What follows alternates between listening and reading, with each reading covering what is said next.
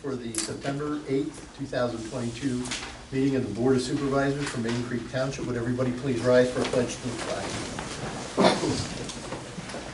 I pledge allegiance to the flag of the United States of America and to the republic for which it stands, one nation, under God, indivisible, with liberty and justice for all.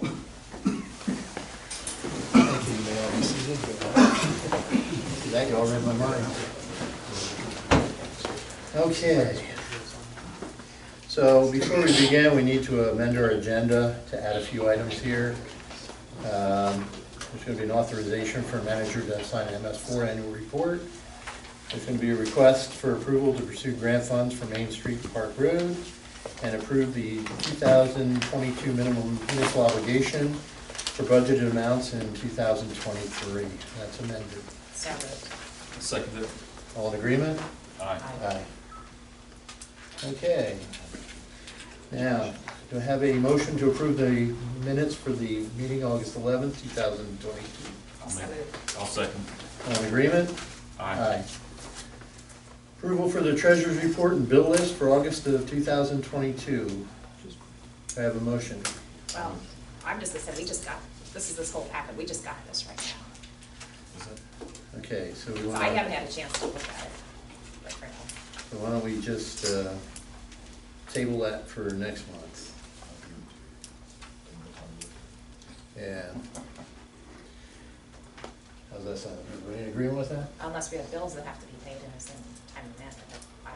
I still, I need to see things before. Is there anything that's pressing in the bill list?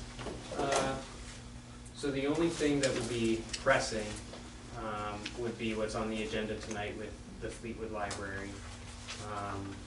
Otherwise, all of them are standard bills that have already been paid, so it's just the board affirming the August bills that have been paid. So those were all signed by the Board of Supervisors, and that's more a report of funds. So there aren't any check requests. Now, if the board would like there to be check requests from now on, I can certainly do that, but this was the practice that Diane was doing. I understand that they were only handed to you guys tonight, so that's something that can definitely be prioritized moving forward, and I apologize for that, but they're really a report on where the funds stand. So if you guys want to wait until October, that's not an issue. Yeah, because I prefer to have it with our meeting packet, so we do have an opportunity to review it. Okay. Yeah, that would work. Okay. Okay. So let's move to public comment. We'll start at row number 1. If anybody would just want to speak, stand up, give us your name, address, and you can go ahead and speak on anything regarding the agenda. Row 1. Row 2. Go I ahead. have a question. Yes. Yeah, I'm Donna, I live in the historical section of Landon. This construction that they're gonna do on our street, coming up, they're gonna work on that drain across at Main Street and Western Road and Mountain Spring Road. When they close that to work on it, are we gonna be allowed to go through that private property of the restaurant that's not open anymore? Is that gonna be an issue? I would imagine it probably would be, because we can't give you authorization to use somebody's private property. Okay. I mean, get out of the house, we're gonna get out. I mean, people have to go to work. Is that going to be closed? Anybody knows that? It says road closed on the Yeah. sign. You're gonna be able to get out. Oh, okay. Yeah, I just wanna make people aware that the road is gonna be closed and it might be just some place till we get you out, but Okay. Mountain Spring I know is gonna be a difficult one, but we will get you out. Okay. Yes. Okay, thank you. That works? Row number 3. This isn't where the library speaks, is it? No. Okay. Sorry. Row number 4. Anybody in the back there? I'm not. Okay. Is there anybody that does want to say anything that hasn't thus far? Anybody on the phone? Is there anybody on the phone? Are we muted on that first one? Yes. Okay. Do you see anybody on there that looks like they're flagging? Or? No, I don't see No. anything either. Okay. Okay, so we'll move on to reports. Northern Berks Regional Police Report. Chief, you're up. Okay. Hey, can everyone hear me? Yes. Okay, great. My apologies for not being there in person. My allergies are really kicking my butt today, and I didn't want to come and cough and sneeze on everyone else, and just didn't think I feel real presentable today. So I'll go over the activity log. Actually, this is for August of 2022. So these are numbers that are going to be coming out on Monday, but I'll give you a preview of them since the other numbers were July, which we already went over at the previous meeting. So for August, the numbers for Maidencreek, for calls for service, there were 274 calls for service for Maidencreek Township. That's out of a total of 629. There were 78 citations issued in Maidencreek Township. That's out of a total of 200. There were 187 traffic warnings given in Maidencreek Township. I'm sorry, correction. There are 84 traffic warnings given in Maidencreek Township out of a total of 187. There were 140 vehicle contacts, vehicle stops for the month of August. That's out of a total of 343. And there were 4 arrests made in Maidencreek Township for August. That's out of a total of 12 overall. Crashes, there were 22 crashes in Maidencreek Township. 15 of them were non-reportable, 7 were reportable. So that number is going up as maybe kind of expected. Some of them are due to the roundabout. Vehicle service, vehicle 1, we needed a new thermostat and replaced a tire pressure sensor. That cost $386. And vehicle number 14 needed an oil change, tire pressure sensor, and also needed new front brake pads and rotors. That was a little bit more. That was $909 for a total of $1,295.15 for vehicle service for the month of August. Mileage, total mileage was 9,862 miles. 4,641 of those miles were in Maidencreek Township. Hours of service, Maidencreek Township had 836.43 month hours, and that converts to 26.98, almost 27 day hours for Maidencreek Township. And finally, for citation fines collected for Maidencreek Township for the month, we had $1,547.39 in township fines collected due to citations. So that's everything I have for the activity report. Also to report, the in-car cameras are finally being installed by Radio Maintenance in Reading, RMI. The body-worn cameras, everything is going to be set up, and Motorola is actually coming out to provide training in October. So we still have a deployment target mid to end of October for the cameras to be up and running and deployed. The draft policy was sent to the solicitor for the commission, and I believe he's reviewing that with the members of the commission. So we can get go ahead on the policy, which obviously needs to be in place before we can use the cameras, along with the training that Motorola is going to provide in October. So that's coming. It took longer than expected, but it should be coming shortly. And it's a big step for our department. Pretty much brings us into the 21st century, which is really needed for more so to protect the officers and protect the citizens in dealing with the officers. I think it's real important. Next on my list of things to do is the property or evidence room. We need to sort through the items that are there. There's some things that can be thrown out, can be destroyed, that we don't need to hold anymore to make some space. And we also need to better organize it. There's software that we've identified that's available, which will actually print barcodes that can be affixed to the items, so they get scanned in and out, just like you would in a grocery store with items off the shelf getting scanned in and out, so we know exactly what's in for any given case or the entire evidence room at any given time. We can put that up very easily on the computer. So that's another thing that I feel we need, and if we do go to accreditation, which is also on my list of things I'd like to do, that's very important that we have our evidence room, our inventory is correct and accurate and organized that way. Is that through Cody, Chief, or? No, it's not through Cody. As I understand, the system through Cody isn't the best. It's actually one of the one of the county detectives actually wrote this software, and they use it in the county. It's very good software. It's, like I said, it uses a barcode, so we can print barcodes and put them on the actual property labels, and then scan them in and scan them out. It's similar to what we were using in Allentown, only obviously not as robust, because we have a lot less evidence to keep track of. But other departments, Barton Township is currently using that software, and I believe Central Berks Regional is also using the software. And we went and looked at it, spoke to the programmer, and we like it. It's a fair price. It's $1,000 a year to use the software, which is very reasonable. If you break that down per month, it's extremely reasonable. So that's something that we're looking at doing probably at the beginning of the year, signing up with that and starting then. Sounds good. Anything for the chief? Well, thank you, chief. Okay, thank you. My apologies again for not being able to be there in person. I just didn't want to get everyone sick or sneeze on everyone. That's quite all So- right. We appreciate that. Thank you. Okay, and moving on to the engineer's report.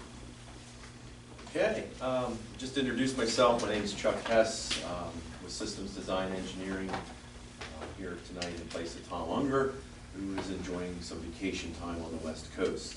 So I'm not real sure of your procedures. I know Tom had provided you with a report, an engineer's report. I don't know if you have any questions regarding that. If you did, certainly I can try and answer any questions. Or I don't know if he goes through that whole report. I would assume not. And we could probably just focus probably on the agenda items on your list. First and foremost was a time extension request for the David Coffer Lot 2 subdivision plan. It has been a while for this plan. I will tell you that we just met with the project engineer to try and work through some issues, review comments related to that plan. Specifically, it was identified before, but there's a long driveway, if you remember the layout of that plan, coming out to the road, and there was concern that drainage from that driveway was not being adequately addressed. And actually that driveway, once it gets out to the road, needs to cross a roadside swale. So the manner in which that driveway is going to be constructed to cross that roadside swale was not addressed. And those are typically the issues that are the most problematic with these types of one-lot subdivisions. So the applicant's consultant did submit a request for an additional, or an extension of time to get that plan in shape so that the board can take action on it. So we'll be looking for action on that time extension. Okay, so regarding the David Coffer subdivision, expires 9/9. We're looking to grant time extension to 12/9/22. Do I have a motion? So moved. Second. I thought this came up before. We did, but this is a different, this is lot 2 with the, Oh, with the driveway.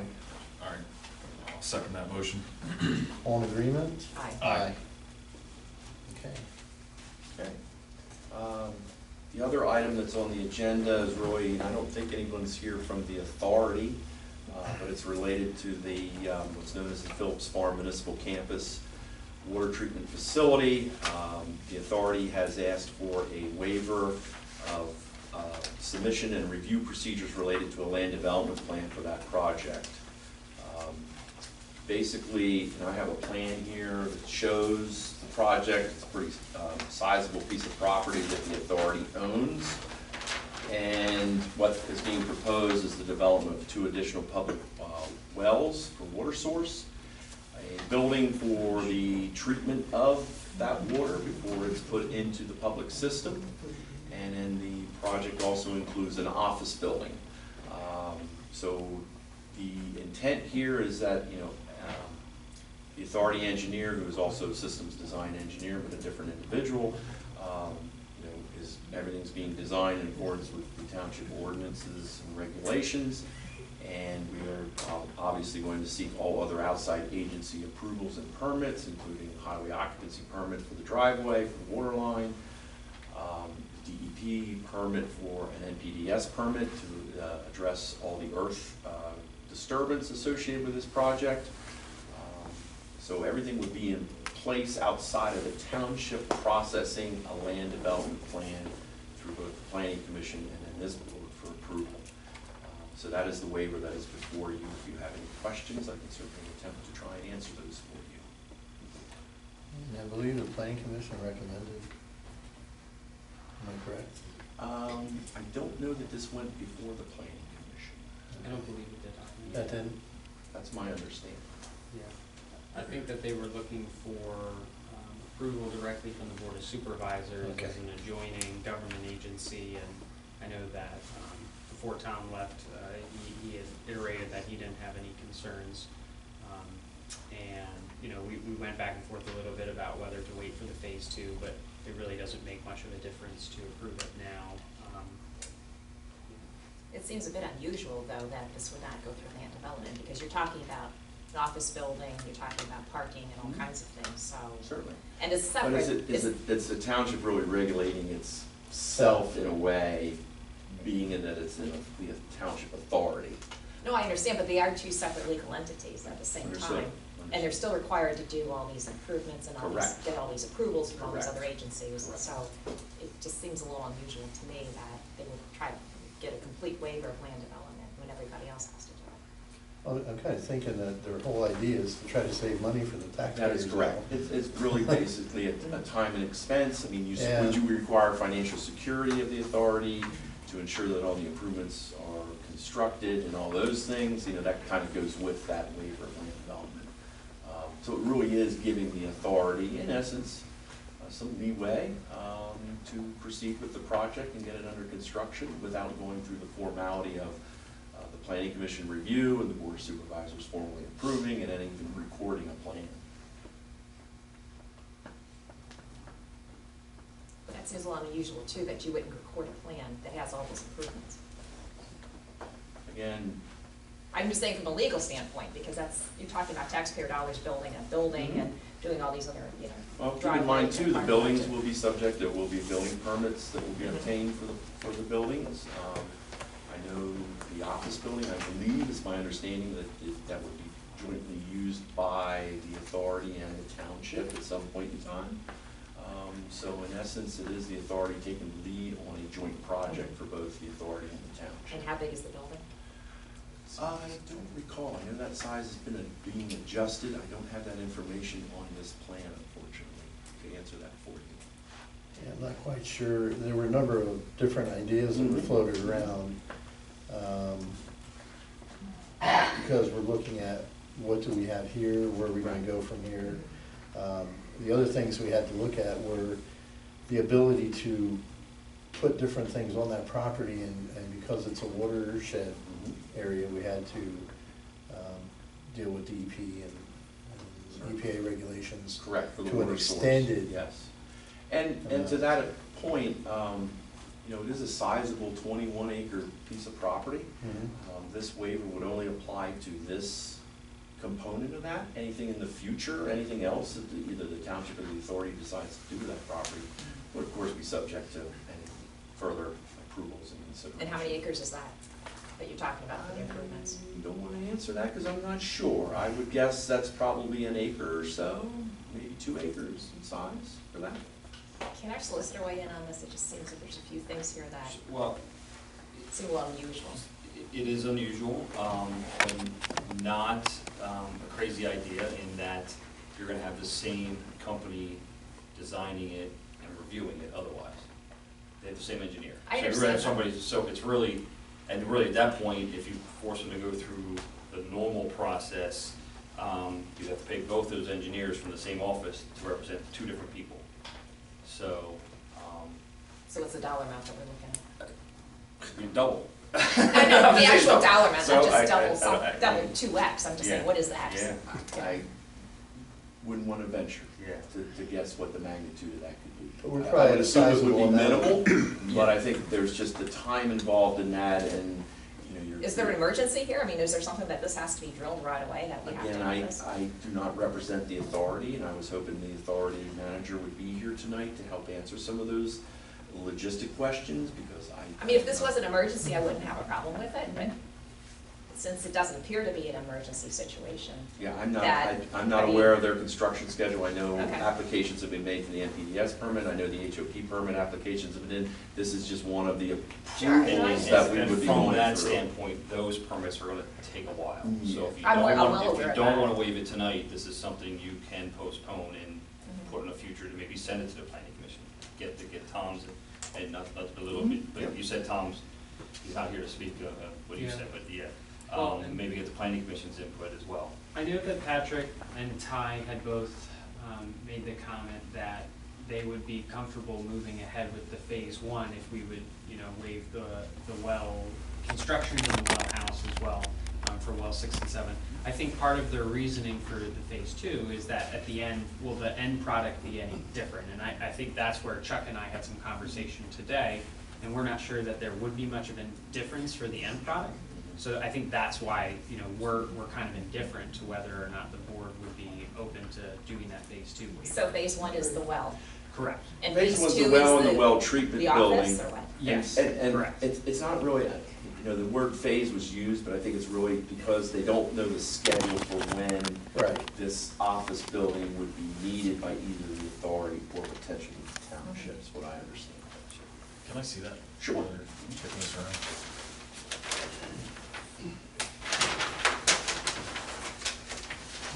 Knocking over people's rooms. There we go. Trying to do the handoff. So while it's out of the ordinary to ask for this type of waiver, it's not when it is, sometimes school districts get it from municipalities, other authorities don't generally do. And it's really is because you're trying to save, it's taxpayer dollars, whether it's coming from the Left-handed, authority or right. from here. So that's really what the bottom line is. And I think some of it too is you have the confidence that they'll do it to a certain standard because, you're going to be working closely with their engineers anyways and they'll Those gonna be our engineers. Same often, yes. Same, yeah. They can knock on the door and give the same advice. Yeah, well, I'm all in favor of saving money, but at the same time, there's some questions here that nobody seems to have the answer on. And it's not a reflection of you, Yeah. but there is nobody here from the authority to answer some of this. And so, I can't waive something that I don't even know what's being requested at this point. Again, it's just the processing of the plan, going through the formal procedure. I Right. think there's still the intent to, and I had assumed there was a lot of dialogue going on between the township and the authority as to each other's needs. First I heard of it. And this is the first you're hearing of the project? Okay. Yeah, Oh, okay. Yeah, this has been brought up before. not in this detail.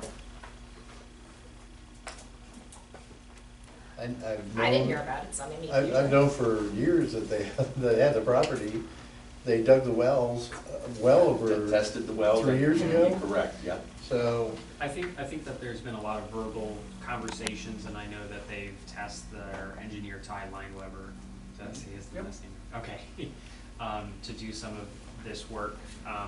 In terms of big scale conversations that Patrick and I have had, we haven't had them. I don't know if there was ones that he had with Diane or with Caitlin. I'm not positive about that, but I think some of this is, they see this as the next natural step. So that's why they had sent the letter to me to forward to the board, and I know that that's the one with the title Maidencreek Township Authority. right. And, if there's still some coordination issues to go here, I think the solicitor is entirely right. You could delay a decision, or you could take action on the waiver request with a condition that everybody be brought up to speed prior to construction. The plans are gonna be the plans that the authority will have, and certainly I think they'll share them with the township, and then they're on record here at the township, so you know what's there. And I think even when it comes down to the building, if there's some things that tweaks or what have you with regard to the building, I think that all can be worked out as, we continue to move towards getting all the necessary approvals to allow for construction to happen. And in fairness to the authority, part of why they weren't here tonight was because I had indicated to Pat that I didn't think that would be necessary. So that's my mistake. Well, I would prefer to table it at this point, where we get more information, more participation with the authority. Well, let me ask you this, are they looking at moving forward with the well at this point? Yes. So I don't want to stop that, because you're gonna run out of digging season soon. When your ground starts freezing up, you're not gonna be able, huh? They can get a permit to dig a well. Would it be I'm not saying they can't get a permit to dig a well, is it gonna be easier to do it through frozen ground? No, I'm saying they can do it, right, I mean, it's they more can do than the the next well, level I think ones. it's It's the actually housing, the the building building for the itself. well, Right. and the treatment, and the pumps and Exactly. everything, and then the connection, the trenching out to the road to connect to the public system, and all those. So that was gonna be my question, this is the first I'm really looking at this plan, that's the first I'm seeing it. So, this building over here, the parking lot, everything's dashed, future, right? Right. Am I interpreting that correct? Correct, only Just- future in regard to just a schedule thing.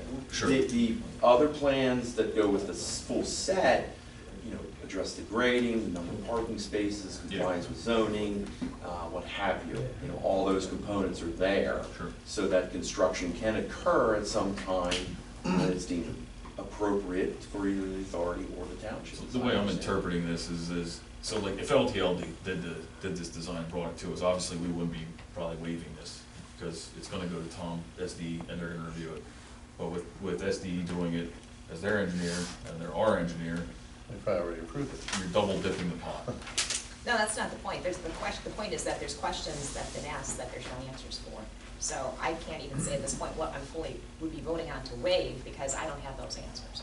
That's my Well, point. the waiver And is- there's no emergency. The waiver is the land development to. No, I'm asking questions about what size building are we talking about, as for example, different things like that, and we don't have. But that would come in the information. next series of events with the plan submittal, right? And I believe the building was worked out and back and forth, because I knew the building had grown because of discussions with previous administration, so I think all that was pretty much, you know, worked out to some level, but maybe not with the board's. Well, not with the board, I mean, you know, we've had previous discussions when the Northern Berks Police Commission was going to be, technically was dissolved, and we were looking at different options for different things, but Correct, that's what I that never, understand. well, right, but that didn't materialize, and Northern Berks was reconstituted basically, so everything stayed the way it is. Now, this is a new plan that's come up that I haven't seen before either, so. And 19th. And again, Don't the really know authority's what's taking coming. the initiative on this Which project. we appreciate, that's great, they're taking Yeah. initiative, but Right. there needs to be more information and communication. More dialogue between With the us two before entities. before I'm willing to waive anything. I mean, I'd love to save money for the taxpayers, Certainly you're. but I've gotta know what I'm actually voting on, and right now I I think don't. what they're looking at here is the project's be constructed in two phases. Phase one, construction shall include the preparation of the stormwater management detention basin to meet the Pennsylvania Department of Environmental Protection regulations for an NPDES permit to meet water quality, volume, and rate control requirements. All major earth-moving operations will be constructed during phase one. Final improvements for phase one include driveway paving from Main Street to water treatment control building with associated parking, site lighting associated with the control building, and the construction of the wellhead protection structures over wells 6 and 7. Phase two improvements may include the construction of future township and authority buildings with associated parking. Now, all regulatory permits required for the proposed improvements include the Pennsylvania DEP permit for construction activities, Pennsylvania Department of Transportation for driveway and water line extensions in Main Street, Berks County Conservation District for erosion and sediment control approval. All of the regulatory required approvals are being submitted to each agency having jurisdiction for review and permitting. And we're requesting a Township Planning Commission make a recommendation to the Township to grant the above waiver request from Maidencreek Township Authority, Phillips Farm Municipal Campus Water Treatment Facility. It's the intent to meet all regulatory agency permit requirements for all phases of construction.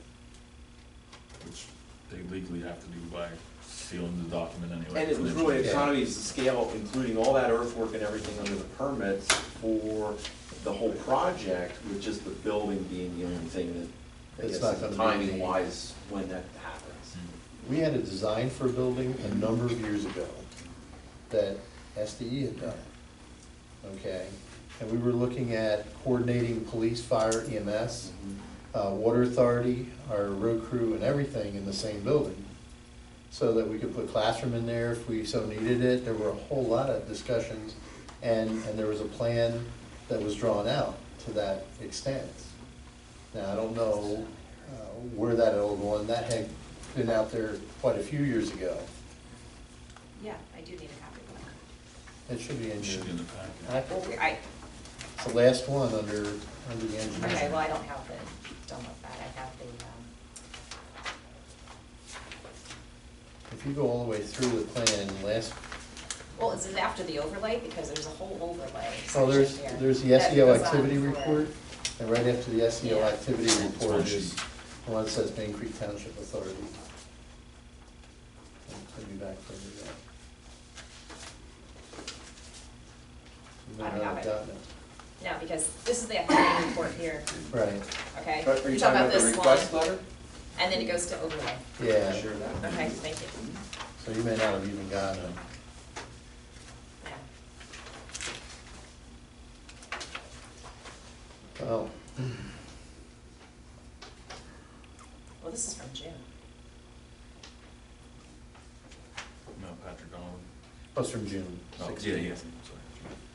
Yeah, I think it was submitted then, and then for whatever reason, I They don't didn't- quite understand, it didn't get onto the agendas and so forth. and now For the it's- planning commission. Correct, so some time has been lost even, Thank you. oh, we can trade that. Okay, so at this point, why don't we give it to the planning commission for their next meeting? And bring it up for next month's meeting. I know that they are trying to complete work for the wellhead, so I don't know if that would be possible to approve this evening. I would like to do that, because I know they're gonna run into time frame problems. And the wellheads don't really involve, to me, I don't even know if that's. a Construction. well. It's not a construction of a building or anything that leads to stormwater controls and things like that. But are they gonna be Trench utilizing that? monitoring, building I, monitor. Yeah. I think it's their intent to move forward with all the site work, put the project out for bid, and it would include all those aspects. I mean, the intent of the property when it was purchased for the water. Was to use water, Was right. to use for the water. And that's And what they're it's following through tremendous supply. with. And like I said, we're not, it doesn't make sense to double dip it with SDE. We don't want to. Right. So why did it take 3 months to get this letter? I That's what's puzzling me too. I'm, can't answer No, I'm that. really, yeah, I don't know. I mean, So- it's just I'm sent kinda to thinking the it was planning probably commission because of and the then. transition that we went We didn't through see that was so, It was in problematic? part, it was in part, so Patrick had sent this to me, I think, the second week of July, and it just got caught in the Wayfair, and he brought it back up to me last week, and okay. that's fine. Well, I'm kind of inclined to approve the, at least the stage one part of this, so they can get their water under, I guess my question is, what are the reservations with the land development side? Just question, what's your concern with the land I development? think I said it already, is that I've got questions about it that there's no answers for, What that are we those don't have questions? communication. I said, well, like the size of the building for one, that's being Why not proposed, build it? how it's gonna, what's being, exactly, how the use, is it gonna be shared with the township? I mean, just some dialogue, I mean, I just don't, nobody's here that has that information, so. I just, the original plan was to include police, fire, EMS, authority, the township, and, we're gonna have our meeting room there, we're gonna well, I guess it's. possibly sell this project, this property here. No, I know, that was 2 years ago, and things have changed since then, Well, so. it's pre this is me, and I'm still- just curious, was there There was a plan. agreements in place? There were no agreements. No. This was all in planning. And we went as far as having some ideas drawn up, and there was a concept that we wanted to bring everybody together. If we're gonna put everybody on one property, we were going to come into this is the authority's property. Mhm. So we were gonna come in, and we were gonna have our offices there as well. As a matter of fact, if I remember the drawings correctly, there was a main office entry, and there would have been one person to see the people coming in for township and authority. And then there were, the fire apparatus was gonna be on this side of the railroad tracks, ambulance, so on and so forth, so that there were less concerns about all that. Police would have an office there as well. There were a number of things we looked at, and those were the ideas we had at that point. And If I could offer a suggestion, I mean, I think from what I understand, the authority would at least like some consideration for what they're calling phase one, which is the Right. well house and so forth. And then that would afford some time to have this dialogue and sharing of what's been called phase two, which is the office building. That might be jointly shared between both entities. So if you, piggybacking on that, if you look at the letter, where you have the indent with the number 1. Yes. If you get rid of everything on the second to last line after the and, because that's, everything before that's the well structure, the well building, treatment building, and the wellhead protection areas. And then after the and, it's potential for future township authority buildings from the township's plan. So it really gets rid of that bigger building, but Right. it lets them do the smaller building and everything. It lets them do everything. So if you waive that, and I think what I would then also suggest as part of that is we send this to the planning commission, and maybe they'll recommend waiving it all, and Right. they come back to take action on that one. But at least you're not approving or waiving anything as it relates to The the building. larger building. Right. Okay? And what is the urgency for the Township Water Authority in doing this well? I mean, is this like for future growth potential, or is this, is there urgency that they need it now? I apologize that I don't represent the No, authority, so I know, don't but that's what that. I'm trying to understand. Yeah. My understanding is that it is to accommodate growth, but also to make sure that they have backup wells for some of the protection of the current ones too, to not stress them out or trying to deplete them or something. I'm not an expert in Because that, there are some but that's backup my wells now. There's some wells that they only use a short period Yeah. every year because they are backup. And it could also be contributing to some of the municipalities where they share some of these facilities with as well. These two wells provide a tremendous amount of water supply. And, they have a good potential. They took on this purchase a number of years ago, so it has nothing to do with the growth patterns of the township. It has nothing to do with any considerations for new buildings or anything like that, but it was to provide Maidencreek Township with good potable water well into the future.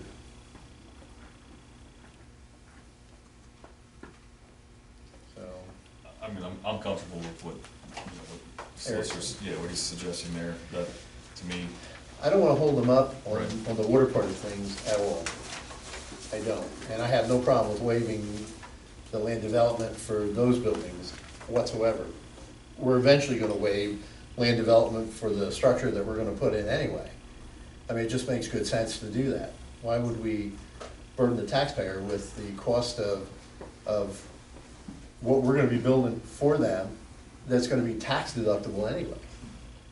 So it doesn't make any good sense to hold up the water authority in their advancement either.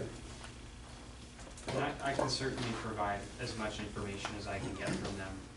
We should have drawings here somewhere of those building ideas, but that doesn't mean we're solidified in any of that. I know As that, times have changed, we're gonna change ideas, we're gonna change our growth patterns depending on what we have. I mean, our road crew's grown a little bit. The water authority is probably gonna grow some more as we have any development or whatever happens in the township. yeah. So, I don't wanna move ahead of where the board is in regard to a building, but I meant just for the wells especially. I can get you additional information, but I would still, think that it would be valuable to approve that so that they can move forward. I think so, especially too. before the winter comes. With that, I'll work with Patrick tomorrow to get plans and everything so that they're here, that I can even bring them to you if you'd like as well, to try and get some more understanding, and I'll get some dialogue from him as well with the. I don't see him building Taj Mahals for water, And the same way we were looking at with a building, we weren't looking at anything, of an overgrowth. We were just looking at what we needed to accommodate everything. So, I mean, we run out of room here, we see equipment outside and things like that. It gives us, but are you willing to move along with the first phase? You can take the vote, I'm gonna abstain because I need more Okay. information, so if you two wanna vote for it, go ahead. Yeah, I'm gonna make the motion to waive land development application for Maidencreek Township Authority to work at the Phillips Farm in the subdivision and review procedures. That's requested to exempt site plans prepared for Maidencreek Township Authority for the construction of a new water treatment control building, 2 small wellhead protection structures, period. yeah, I'll second that motion. I thought you were gonna continue on. Okay, I wasn't gonna go on with the building. I mean, that I understand. Okay, all those in agreement? Aye. Aye, opposed? And I'm abstaining, subject to not having complete information, so. Okay. And then Hunter, I think you just want to put them on the agenda for the planning commission. Yeah, they'll be on the October 5th planning commission. Okay, and then once they make their recommendations, we'll move forward. Any plans that they may have that you could get for us would be tremendous. May I just ask a clarification? With the township plan, you're looking for what the authority currently has. You're not looking for the staff on our end to participate in any type of concepting for that. I think we almost have to, because if we're looking at a building that's gonna be a co-occupancy building, we're gonna have to have our input into it, and I believe we already have had that. So I think there's probably a concept out there that's already in print. I just, if the board would like me to do that, I have no issue. I have concerns that, you know, I think would lend itself to this conversation, but I don't wanna preempt that. Well, no, either. this wasn't a rush to build a building. You know, I think what they're trying to do is just get the preliminaries out of the way so they can get their permits and things like that. Yeah. So now we're just gonna struggle that out a little bit longer, but that's okay. They Yeah. can at least get the well houses done. I just don't wanna move in front of you guys and try and make it seem like you're locked into something. No, That's kind of no, what I mean- I'm indicating. I think the point is that we had previous discussions 2 years ago when the Northern Berks Police Commission was dissolved by the other two municipalities and we were scrambling. That was reconstituted. They're staying where they are, so we are not from your own police department. That changed everything. The challenge here is that in the meantime, there hasn't been a dialogue of what they are potentially looking at with the township for housing other, you know, part of it, maybe another department, equipment, storage, or anything like that. I mean, this is all new for tonight, so I don't know what they're thinking, and there hasn't been that dialogue. There has been. It No, was no, just prior to. currently, the current dialogue, Yeah, not it- 2 years ago, but I'm saying today, or the last 3 This months. was prior to 2 years ago, This before the year, police department was 2022. even Okay. thought of dissolving. 2022, there hasn't been that dialogue. Scott, do you remember how long There ago? were plans before I retired. Exactly. There was, I know you were involved with the planning of it. I saw, all of a sudden, Yes. something appeared. Right. This is way before the problems recently with Northern Berks Police potential Exactly. problem, Heidi, before you were even around. No, I'm aware of that, All- going back years. That was Yes. a big Yeah. drawn-up thing that all of a sudden something appeared. We had very little input, no input in it, actually. And so I think if you're gonna start a whole new, there's gonna be a lot of time needs to be spent putting a whole new concept together on the fire company's part and lots of things. I think the water authority screwed up by not having somebody here tonight to Well, explain this. In their defense, that's my fault. That's my fault. I just wanna make sure that, I'll take the heat for that, because that was something that I made the mistake of. But there was a preliminary plan a long time ago, like Dave is mentioning, but I don't know that that had anything to do with this. This is something brand new. Yeah. Well, it The had- last couple months. Yeah, this is, I mean, when they purchased the property, they planned on putting wellheads in. Okay, we knew that. They weren't gonna just buy it and say, I hope water comes out. So, you know, they planned it with the whole idea that we were gonna have extra water. They did studies, they did geological studies, they did We're not drilling. talking about that, we're talking about a building. But we are, these are buildings that they're gonna be for that. Well- And I'm not Well, looking yeah. I'm not looking at the township building. I just wanted these buildings for the water heads. Would To you be be underway. comfortable if I connected with Patrick to try Yes. and find out what would be realistic if it's Yeah, actually we working? just need a whole lot more information. Here's what I'm gonna take away from this, that there has been a breakdown in communication, and I'm gonna go back, and I'm gonna get all the plans that we have to date for the authority, and I'm gonna make sure that Hunter gets a set here or multiple sets here, so everybody can see the site plans and all the That would be proposed great. improvements, Mhm. as well as any architectural plans for the buildings, so that you folks can get up to speed, because the authority has been working with this project, and honestly, I haven't been involved with it, but I assumed and thought that there was some dialogue with the township, and I believe it might have been the past administration, It had. and therefore there's the break. And Hunter, in his defense, He's brand he new. doesn't know what's going on either, and he'd like to know before he Yeah. gets behind, the project and Right. supporting whatever requests are being made from the authority. And that's why we made the motion that we made. Yes, So that we and that's can, perfect. we can keep the water authority on flow with their Yep. water. Yep. Fun, part So of the fun there. I will prioritize having more information for you guys for the October meeting, and we'll work with the planning commission for their feedback, and I'll relay that to the board as well at the October meeting. And just so everybody knows, this building isn't something that we even have plans on at this, there were plans or concepts. It's not that we're looking at putting a building together and next year you're gonna get a new building. That's not where we're at this point. So, just so you're aware of that. There were ideas because we were running out of room in this building. The authority was running out of room. They wanted to look at what they could do now that they had that property. They already had done all their testing for water. The water is at a tremendous flow rate and potability. So that's where we're at. Okay? Any other questions? Okay. The board does need to vote. I thought we did. I caught a lost track. Oh, you're right. I We seconded. did. I'm Second. sorry. Yeah. You did. Oh, you did vote, yeah. Yeah, I we did did. vote. I abstained. I wanted to say though, it's not just for, if you have a copy of the letter there, after structures, the and to the end. Yeah, we crossed. Understood.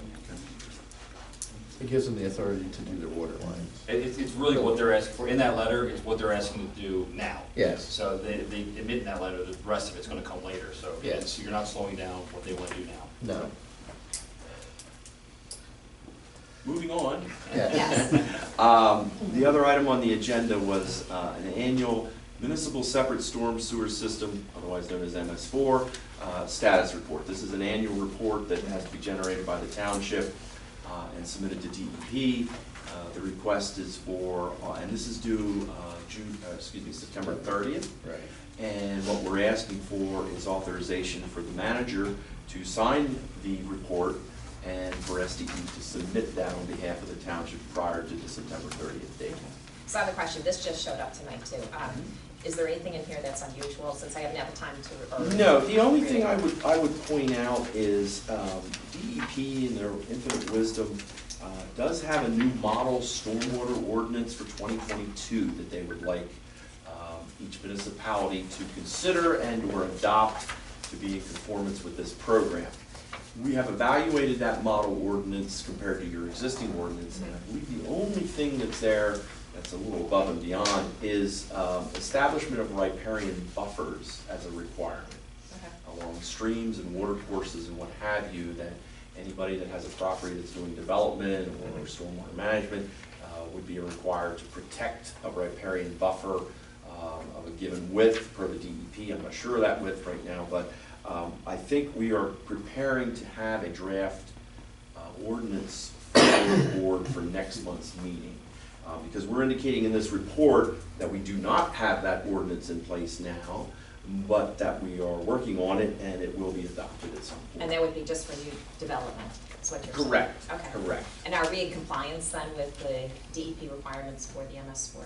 Yes, program? I would say so, yes. You know, all the testing has been done, the annual testing and all those things, and, you know, your housekeeping policies and Right, procedures I know, and all the that, public education and all outreach and this, all that yeah. good fun stuff.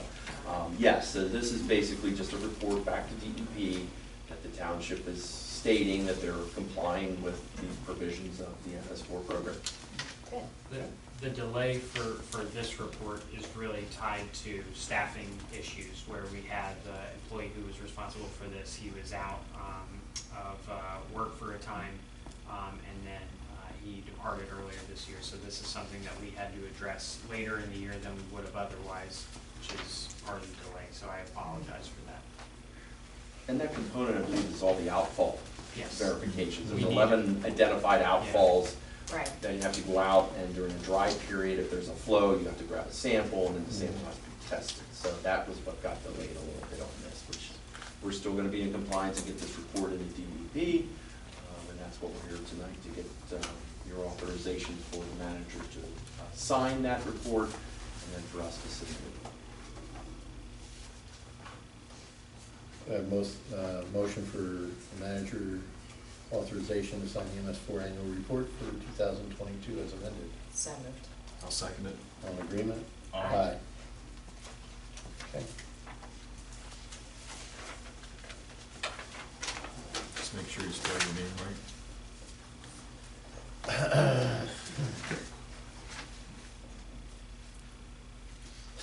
I have another question while we're still on the engineer's report. The overlay district, do you have any updates on this? I really don't. I have not been involved in that I realize aspect of that. It's And quite I lengthy. apologize for not having that, but I know it's something that's been ongoing here. Working with that developer on trying to come to some reasonable ordinance. So the planning commission is in receipt of Tom's comments, as well as one of the planning commission member took a lot of time working through some of those comments, so that is on the agenda for the October 5th meeting for them. And part of the delay has just been with the transition and Tom working to catch up on a number of other things while I've been here. And, you know, so we're working on that, and we're moving it ahead.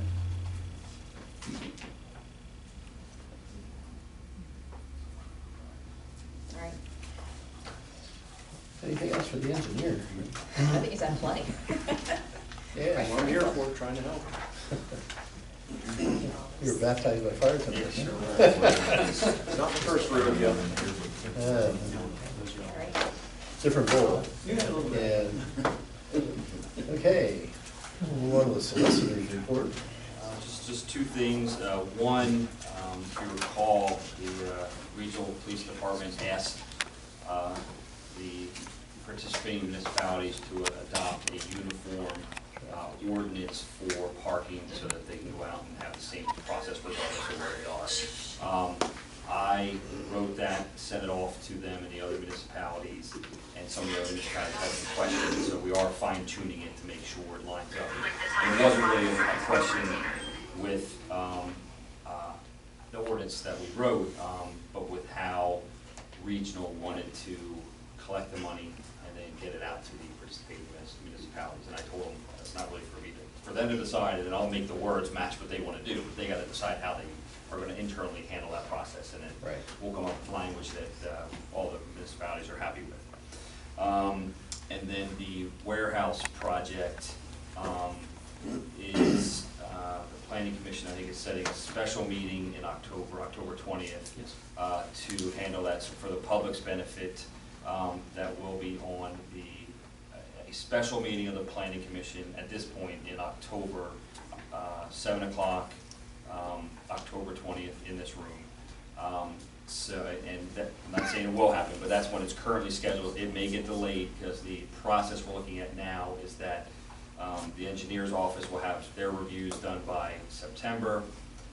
Then the applicant will be able to review that and say whether they're ready to address it or whether they have to go back and revise plans again before they come back and actually want to present it to the township. So, but I think we're getting close. It looks like that probably will have some type of presentation that evening. And I believe those resubmitted conditional use and land development plans were just received last Last week, Yes. yeah, in the And, pipeline. So this planning commission meeting would cover both of Yes. those things? Okay, great. And is it gonna be held here?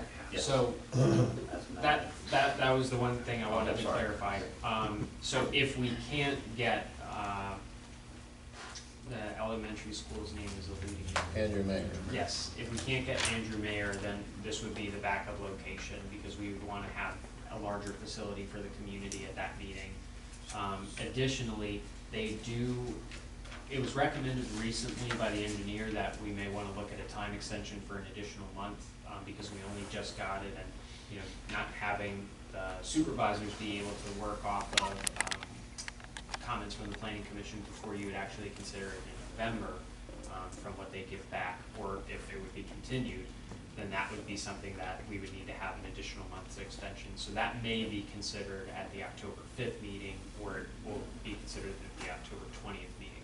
So I think probably a good thing, just for the public's benefit, is pay attention to the October 5th Planning Commission meeting, because that's when I think we'll know by then whether it's going to be in this room or another location. So obviously, but it's going to be that night, so obviously we're still working on a bigger venue just in case.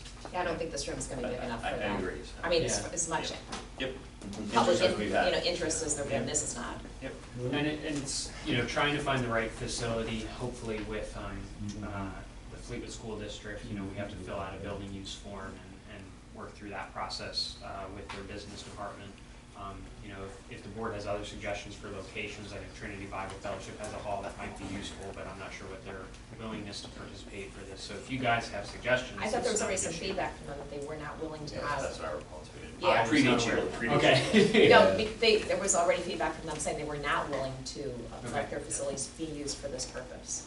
Might be a little bit exciting for the church Well, that's fellowship hall. the fear Yeah. of anybody at this point. Yeah. I mean, so, you know, I think the school district is the best option because they Yeah. have the auditoriums and Yeah, and their I know meeting that rooms. the superintendent did indicate that they would be willing to do that. It's just a matter of filling out the paperwork and making sure that they're scheduled, like they don't have an assembly or something. Well, right, their availability for when we're Yes. looking to do this is the Yes. other big question. Yeah, and if we need to revise the date, that's something that the PC can still do at the 5th meeting. Right. Yeah, the other wild card in that whole process is PennDOT's involvement, obviously, because of improvements along Mhm. 222 and the access points and so forth. And I know when this resubmission was made to the township, they actually made the resubmission to PennDOT with regard to the scoping application. That really establishes the limits of the traffic study and other parameters. But they also did provide the traffic study, so it's kind of interesting. They kind of have the cart right alongside of the horse in that situation. You said they did or did not? They did. They had the did. traffic study Okay. along with the scoping application, which is usually approved before the traffic study is finalized. So that, again, they're trying to work with PennDOT and give as much information and data there to But see this- if we can get through that. But this traffic study they did was the old traffic study, or is this a brand new traffic study when Schaefer Road was closed? It was the, I haven't looked at it yet, it is a traffic study that I believe was revised to address previous review comments that we generated on behalf of the township, as well as I believe some feedback from PennDOT, because there was a Zoom meeting with PennDOT officials and the developer in our office, where some other concerns regarding the access to that site and the design of that was discussed, and so they made those revisions and incorporated all that into the plans, and I believe the traffic study too, so. So it's a whole new traffic study, or just Well, revised? it's- I mean, like, I'm really trying to get an idea of how much work they actually did. I think they did a lot of work, to be honest with you. I think they did a tremendous amount of work, and I think they've really done a good job of trying to put together from what we've looked at preliminarily, at least on the conditional use side of things. They've tried to do everything in their power to address the requirements for that conditional use. But the wild card there is will PennDOT accept, because PennDOT has their own criteria beyond the township for Right, access to for their the HOP roadway. and everything else too. At a new roundabout that they just got done building. Okay, should be interesting. That's all that I have. Thank That was enough. you. I know, exactly. Okay. Let's see here, manager of public works. So I'll try to run through them quickly, and you guys can tell me what questions you have, and I'm happy to answer them. But I did provide a memo kind of outlining the changes to the recycling bid package. There is a full draft that's ready to go. I have communicated with a few vendors to get feedback on the draft as well, which is pretty common, because they're not going to bid on something that they have no interest in bidding on, obviously. So what has been changed is that this is a 5-year contract with a year for each one that can be extended up to 5 years. So the first year would be bid for, and then after that we have the option to extend, and they have the option to extend with us. So both parties would need to agree. The reason that that change was made is because the competitiveness that you get in something like that, where they have the option to say, we're not interested in just taking inflation anymore, we're gonna back out of the contract. You know, gives us the freedom to go out for bids, but also gives them the freedom to back out. Companies other than the bidders that we've had, I don't think are gonna participate in a contract that prohibits them from backing out of the term that we set. So that's why I've made that change. We'd still change that. In addition, there is an escalator clause, which is based on inflation. It's the Consumer Price Index standard for garbage and disposal prices. I think this year it's 6% from last year. So that would be the basis of increases in the future for any contract years. So if they bid 100%, If they bid $100,000, the escalator clause would permit them to go in a 6% scenario to $106,000. Now, that also works against them as well. So if we have a deflation year over year, we've decreased by 3%, which is, I don't know about 3%, but it's possible that we could have a deflation scenario. That price would then decrease that year. I'm not sure if they would be willing to continue the contract if that happened, but it is in the township's interest, I think, to make sure that we have the flexibility to say we should be going below what you priced, because inflation has not increased, it's decreased. So many vendors have indicated they were interested in actually bidding on this year. Right now, I have a list of 6. Have any indicated an interest? Yes. So all of those 6 have been responsive, and they've been indicating interest. Now, some of them have come with some requests. They're still going to say, at all times, we want to remain on the bid list. They're not going to give their hand away to say they will bid. I think we can anticipate we'll probably get at least 2 bidders, just based on the responsiveness and the interest and the calls that I've had with my phone as soon as I send an email and get something back. I prefer not to say who those bidders are. Yeah, I just Yeah. was looking for the number, because I would like to see a 2-year contract. Okay, yeah. Because Actually- because 1 year is awfully short, and then you go through all this again, and who knows what kind of economy we have and everything like that, because, You preempted something I was thinking already, and I wanted to bring up to them. all right, well, So, you go ahead. two-year contract to start out, because it will incentivize a newer company to, purchase additional equipment if they Yeah. need it. That's what I was thinking. You're gonna spend a whole lot of money on equipment and employees. To terminate them if you decide it's not worthwhile after a year is Yeah. Yeah. a pretty big challenge. Mhm. Yeah. So, Two years with the potential to go to 5. instead Yep, of- so it'd be Yeah. That makes sense. 1-year addition extensions beyond it, so 2-year term with 3 1-year extensions. plus, if we had it a year, we're going back out bids again on another year, we're gonna have the expense to us. Yeah, it's 1 year way Doesn't too make, short. yeah. So, The other thing that's the big major change here is the provision of receptacles. Now, the way that the bid is structured, the township does not have to award any of these receptacles. So we can continue doing what we've been doing, which is buying additional receptacles from a CoStar's contract. What I'm putting this in here for is, one, the automation that you get and this is theoretical, I'm not trying to commit the board to anything, this is theoretical, but the automation that you would have with trucks that can take just the 64-gallon toters, they have arms on the trucks now that will pull them, so you don't run into as many need for labor, and that has, I can tell you, been asked by 3 bidders now, 3 interested bidders, if we would just consider doing that up front. I don't believe that that would be appropriate right now. I think that's too big of a change to muscle through, for the community in 2 months and really for the township to afford that much of an increased cost. I can't really give you an estimate yet what that might be. They would want everybody to go to the big 64. Exactly. Because now some people don't have that volume of recycling ability Yes. either, I Yeah. can tell you that. And some that's- people may not be able to handle that 64. yeah. Yes, That yeah, and that's the challenge. Yeah. I will say that many states, I know that New Jersey is moving to this model, but many of the southern states already have this model where it's automated trash collection, and they just have 64-gallon toters. So I believe that if we spent some time trying to figure out a way to either even get smaller ones that are still eligible for those pickups with the automated, that might be something to explore in the future. I do have a quote coming from one of the source wall contracts that we have access to for what those toters would cost under a source wall contract, because they're a little bit more competitively bid than the CoStar's contracts. They're providing samples free of charge, so we can put them in here when those quotes come through, and people can get an idea, and we can kind of explore for next year, 2 years away, 2 years away now, I apologize, 2 years away, for whether you guys would want to look at what it would entail to do that. And we could also use the 902 money to try and make that more palatable in terms of cost. So there's a couple of different methods. My reason for including it here is that in the future, it gives us the flexibility to buy these different sizes directly from the providers, which will probably get discounts beyond what we can get under CoStar's or Sourcewell. And we're not obligated to buy them. So if we got 902 money in the future, let's say we apply for $50,000 to cover, all 48 and 36, 64 gallon toters, next year, 2 years away, we'd have that already set up under the contract to buy them at a more discounted rate than we could get elsewhere.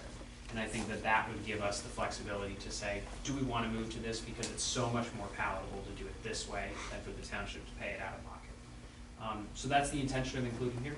It does not need to be included if the board would not like it to be. Do these totes have wheels on them? Yes. Yep. Yep. The 2 cartwheels, I've specifically set out what are called approved specifications. So you can't put, this is just the one product that we accept. You have to put something along the lines of, it's this product or an approved equal or an approved equivalent. So the one that is expressly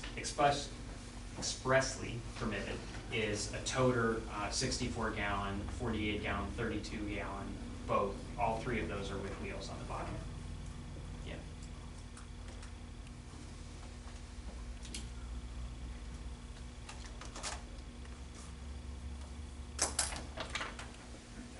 I agree, I think a 64 gallons ginormous. Just for recycling. It's probably more than what most households Yeah. put out, just, We're a family of 4 and I got 2 bins, and not every time they're full. I mean, I have reasons that I could suggest that it's good, and you guys, I'm sure have, additional reasons for why it might be good or bad. The machine, having the truck do the bulk of the lifting and stuff's gonna eliminate the emails and complaints of chucking of bins and throwing them and carrying on and stuff, so I see that. And probably a lot of the wear and tear as well. Sure. they can still throw around though after they're out off the truck. Well, they usually drop them down, and it's usually right where they pick them up at. Yeah, that's what the That's- automated ones would do. But it's gotta be off the It's road, gotta so, be certain. so it's still gotta get moved. Yeah, But you they can't can- have it on the road, so they can still They do, right. kick it It if they want pushes out and to. goes back. So there would be education that probably be involved in where they need to be placed, but those arms are designed to just drop them and where they pick them up. They gotta be a certain direction, you put them at the curb. Yeah. You won't get in the lake where you're gonna drop them. And we would manage that transition if the board wanted to go to something like that. No curbs behind the lake. Yeah, which is why I'm not recommending that we do this here. Big things and now they're Yeah, I gonna put think this year's recycling. good. That's all, it's gonna be up in front of the houses, it's trash. So let's look at that into the future, if they're gonna be sending their containers. Yeah. We'll take a look at it, have the public. Then someone will complain. Weigh in on it, They because know when an ordinance says. Somebody's pitching limestone all the time. And there's a lot of methods that Yeah. we could collect community opinion on that. Yep. Again, I just don't think that that's possible to do in this short of a period of time. Right. And, it's ultimately what's best for the community, and Maidencreek might be different than some of these southern states or states like New Jersey that are moving towards it, or some of the other places down on the main line that issues with it. Well, I think the other thing's that we're gonna have to look at is, what are the new vendors gonna be looking at picking up? Is it gonna be the same thing that's on our current list? Yes. Is it gonna be commingling? Or are they gonna want glass in one container, plastic in another? Yeah. Right, everything's, They don't have the ability to reject co-mingled stuff, but it is single stream recycling still. I don't know if that's separate from the question you're asking, or if you're just talking about can they be in the same container. If you're putting everything in the same container, is that gonna be a problem for us? Okay, And the bid is written in a way that they can't reject it. right. And all of the materials that are required under the 902 recycling grant and everything that was in the previous bid has all been transferred. I adjusted some of the language so it more closely matches the 902 recycling grant, but in effect, nothing has really changed in terms of the material. and then you're looking, you have this, bid schedule of having this published on Wednesday, September So 14th. you pay the whole plastic around and you pay to put it back in the house when you make it out of Point of order, Mr. Chairman. shoes. Point of order. Can we just, Yeah. so people can hear what we're saying? Are there any questions about this from the audience thus far? Anybody have any questions? Yeah. No? Okay. So we get the toters and they'll be here for anybody to look at. So we're looking at moving forward with this I think it's a good at this idea. point, because we're not gonna get our November acceptance of bids if we don't. Yeah. Dave, all I can say is, get a vendor that, day they're supposed to come, they come, that we don't wait for 3 or 4 weeks and have to call, and then they, oh, we forgot your street. Have you had that problem?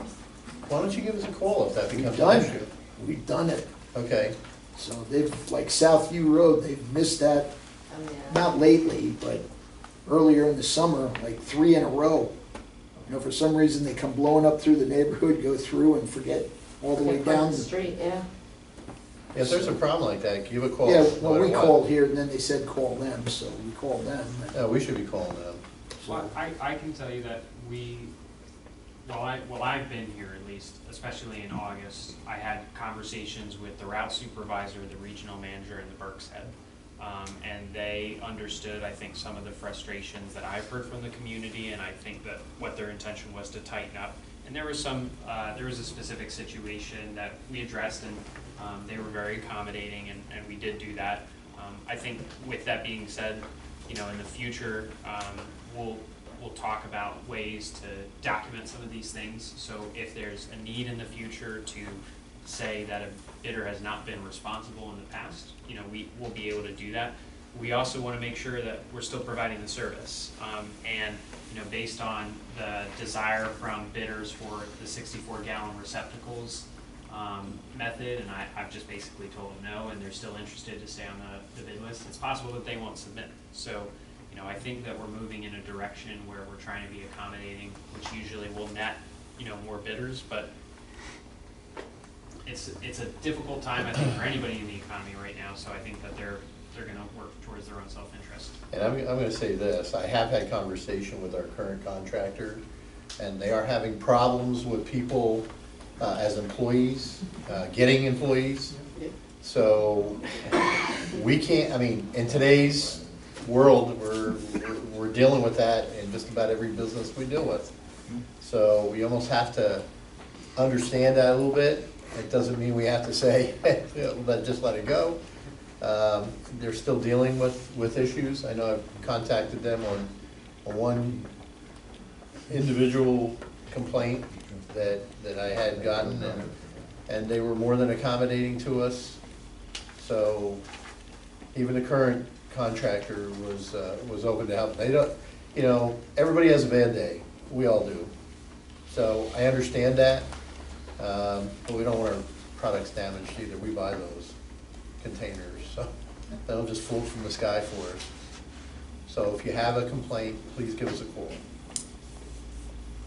Okay, so do I need a Need a motion. motion to authorize to place the Oh, yeah, bid for the, with a 2-year contract. yeah, we definitely want 2-year. Okay, And are we gonna take out the 32 and 64, just leave that in?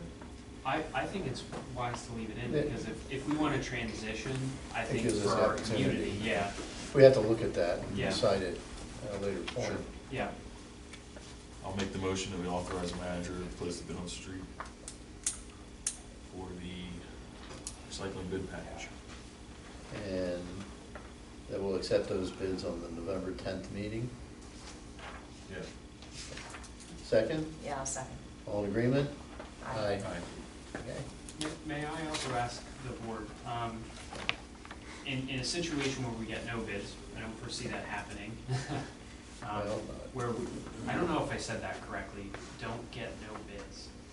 We don't get any bids. If we don't receive any bids, what I would like authorization from the board to do is re-advertise it and send it back out for 15 days. The reason for that is because if you don't get initial bidders on the first go-around, you can re-advertise, go back out for bid a second time. If you don't get responses a second time, then you can enter into an individual contract, just like an RFP. Right. So that way, we don't run into any situation where we don't have recycling. Service, right. Yeah, And don't need a special meeting to authorize Right. that. correct, yes. Okay, so do you want to remodify your bid? Or you just be, Your- just Yeah. second Second motion, motion. second Second motion motion. to allow what he just said to happen. He said, write that down. That's what he said. So do I have a a motion on what he said. Well, I think the motion is that we allow can the re- manager to rebid, re-advertise right. the Yeah. bid if there's no bids received in the Yes. first bid cycle. And the second, And- right? Well, if we don't receive bids on the second cycle, that would be by the, that would be Yeah, by but the we'll get the November. next meeting by that point. Yeah, because I would put it out on the street for 15 days at that point. Right. This one's out for 30, but that way it gives us time to negotiate a contract directly with the hauler. Second is 15. Again, I don't see that happening. I don't see that happening, but. Today, anything's possible. Yes. Okay, so, I'll make that, Well, I made the motion. yeah, I'll second that. second, okay, all in agreement? Aye. Okay, So this is pretty standard, because it's over my $2,000 limit to authorize the staff to do this. I'm looking for the board to affirm a quote that we received at $2,323.18 to replace kingpins in the 8500 GMC. Correct. And what was the year? 2,000. The 2000 8500 GMC truck. This is a necessary service, it needs to be done, and I just would like the board's authorization to go ahead and pay that. Do we have that quote? I can provide the quote for you. Do you want it now? Yeah.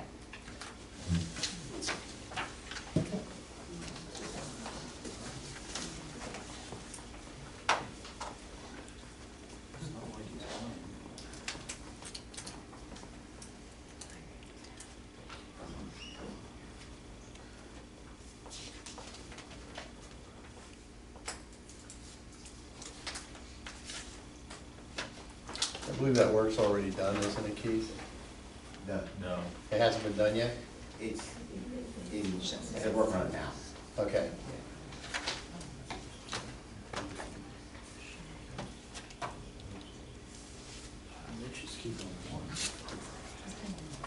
the repair that has to be done on the truck. Yeah, So what exactly are they doing? replacing the kingpin in order for it to move. In the front end. Yeah.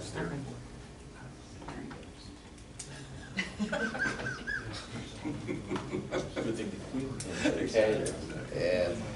You don't wanna get him going. You just realized what you said. Okay, you're being warned. Especially right now, especially if the queen dies. Oh, see? See? Yeah. So now there is a king. Yeah. Well, that's only if he stops. There was talk. Yeah. Thank you.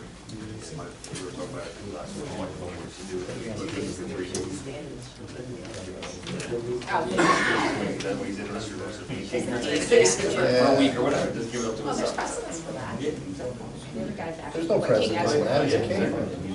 Precedent. There's no precedence in that, King, it's a king. King Edward, I guess, didn't he do that? I don't know how long he did.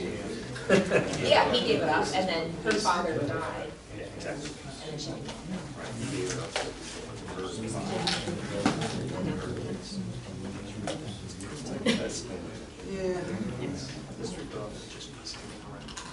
I never even had a buffing wheel, so no buffing.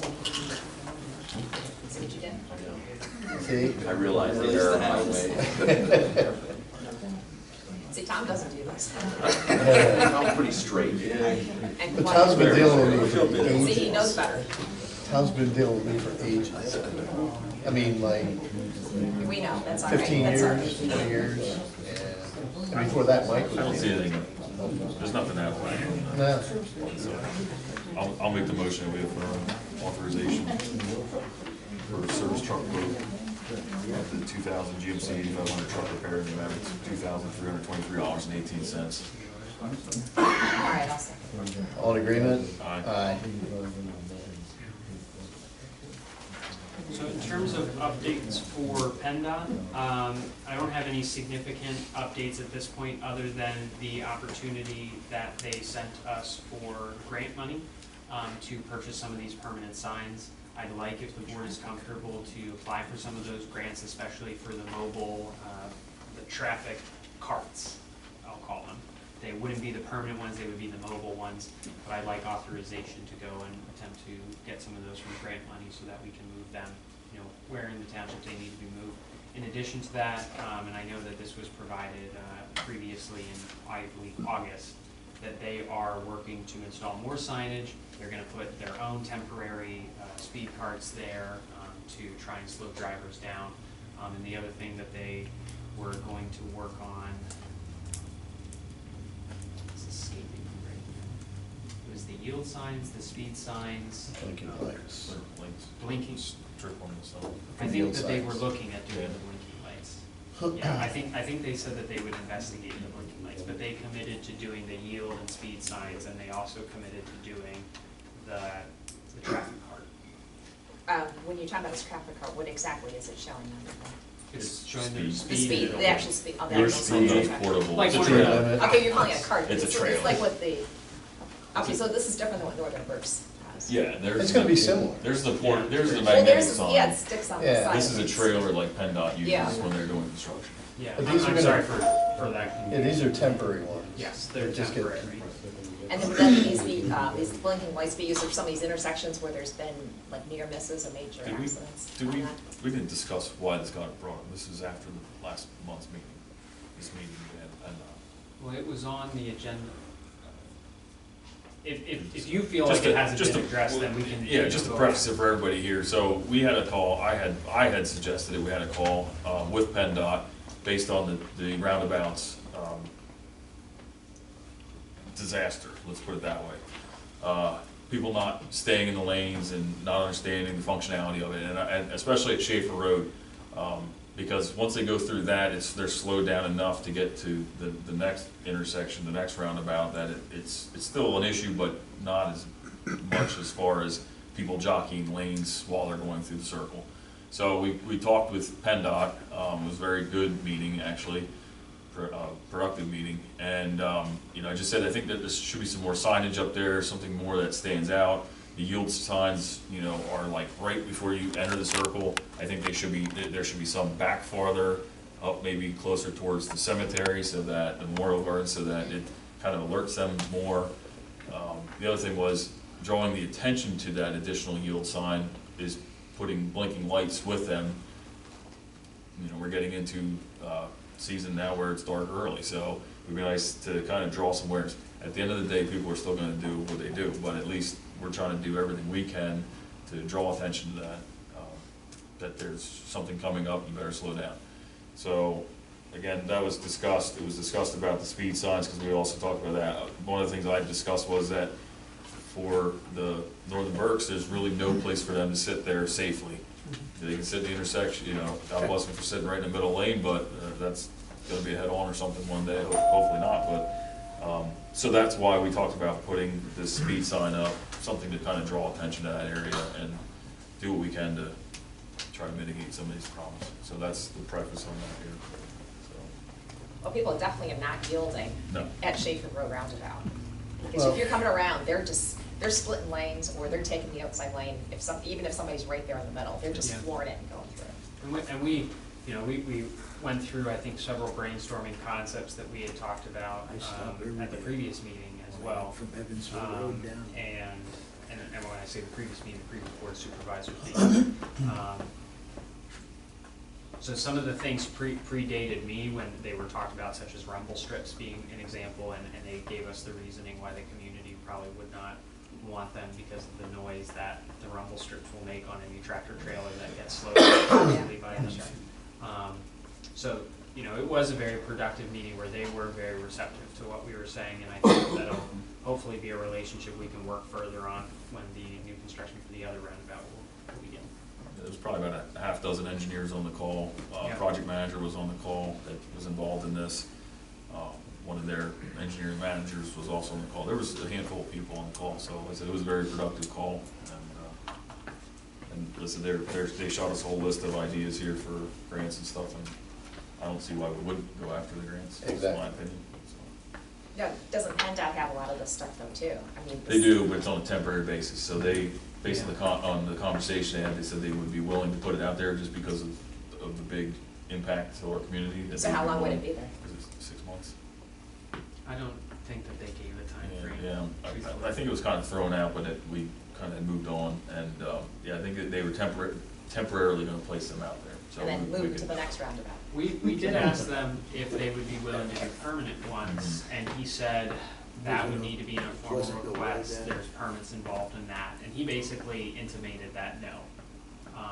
We could still pursue it, you know, cause there is opening in some way, the way he talked about For the it. speed sign, I think they were willing to go and, If the township took over the full ownership Yeah. of that later, yeah, it. which, Yeah, batteries and yeah. all the repairs. Maintenance. yeah. And I think, you know, if the board wants to turn the grants over to that, or if you want me to do both, that's useful. Feedback for me. I think, you know, my mindset with doing these trailers, is that they're mobile, we can use them for many purposes, Mhm. and we can leave them out there for a long time, if you wanted to. No, you can't. Okay, No, you can't. Wintertime is really horrible on the batteries. And Um, salt and all that. Yeah, snow. so, we can move them before it snows. yes, well, even the batteries themselves, they die quick when they're out there. Yeah, well, and I think what board members had said before, is the expense associated with doing some of the solar signs is significant. Mhm. The beauty of the mobile ones is they're mobile. Right. But if the board would like me to look at doing the solar signs for that area, we can do that as well. Look at the prices for everything and then see what the grants are gonna be available. Yeah. So solar would be the most ideal. It's gonna give you the ability to not have to monitor as closely. But then the other thing is, are we gonna be able to download the information off these devices to print out a report? The ones that the police department has now, they can do that. Oh, yeah. So, I'm sure they can, because he said he was talking about the traffic, because I asked to see about a traffic study, now that they opened it up, you know, what they're seeing there. He was gonna compare it to something on, Geolocation. yeah, geolocations on Google Earth or something like that. They can tap into that and it tracks all that stuff, because that's how they show traffic backups and all that stuff, so they can see all that stuff. so pull up ways. Yeah. Like I said, I think we pursue the, Yeah, let's see what we can, see what's out there. Mhm, sure. yeah. I don't know, you need a motion for that. No.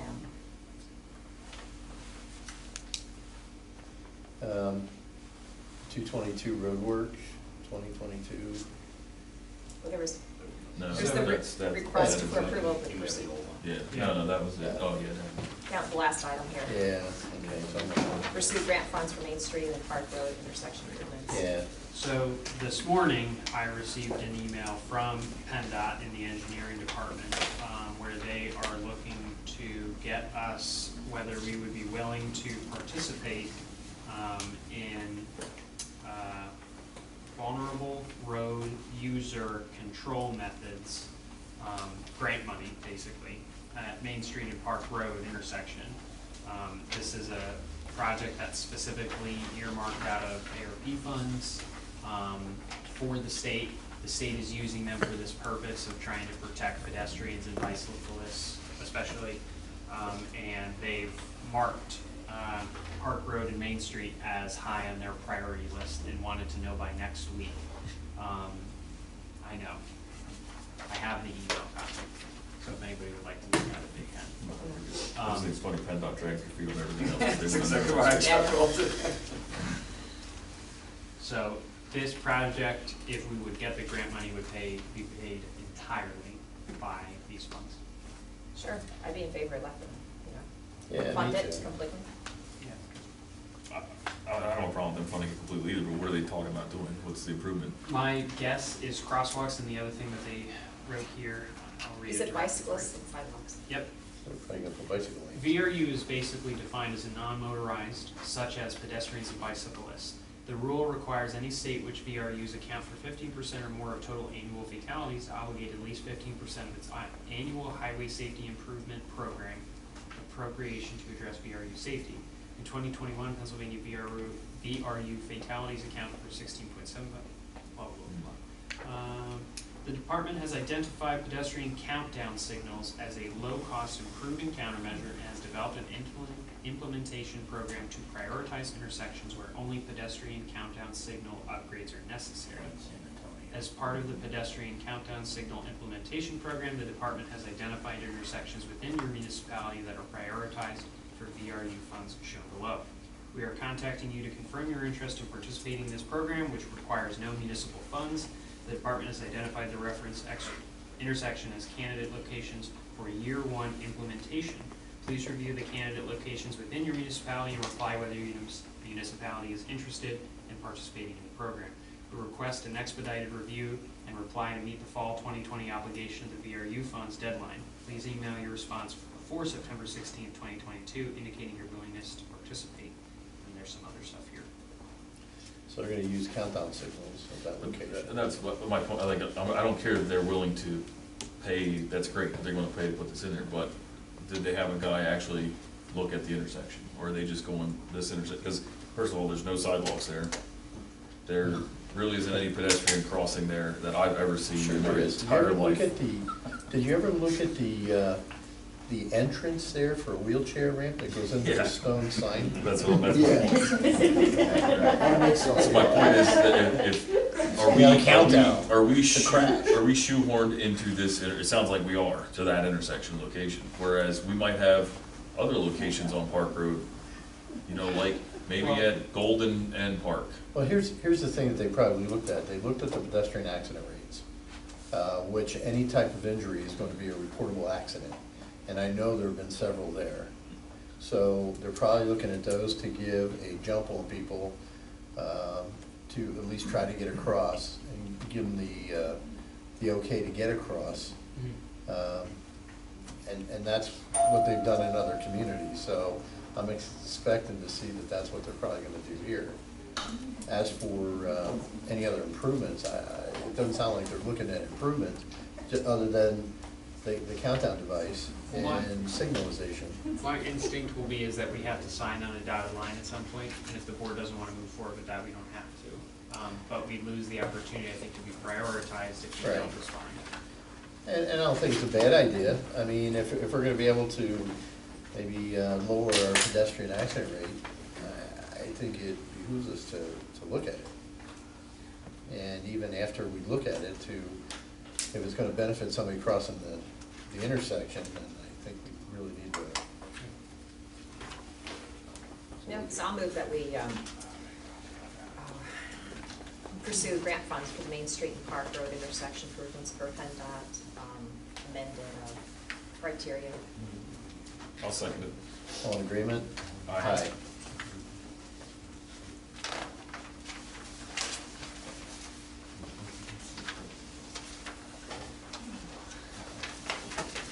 Updates on 20 road work. Keith, do you want to add anything at the end of just saying that it has been completed? We are closing out the projects. We have not been sent a bill yet for it, but we anticipate that this month. Everything's paved back there.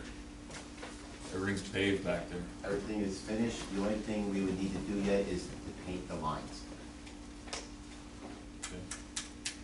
Is that in the works, or?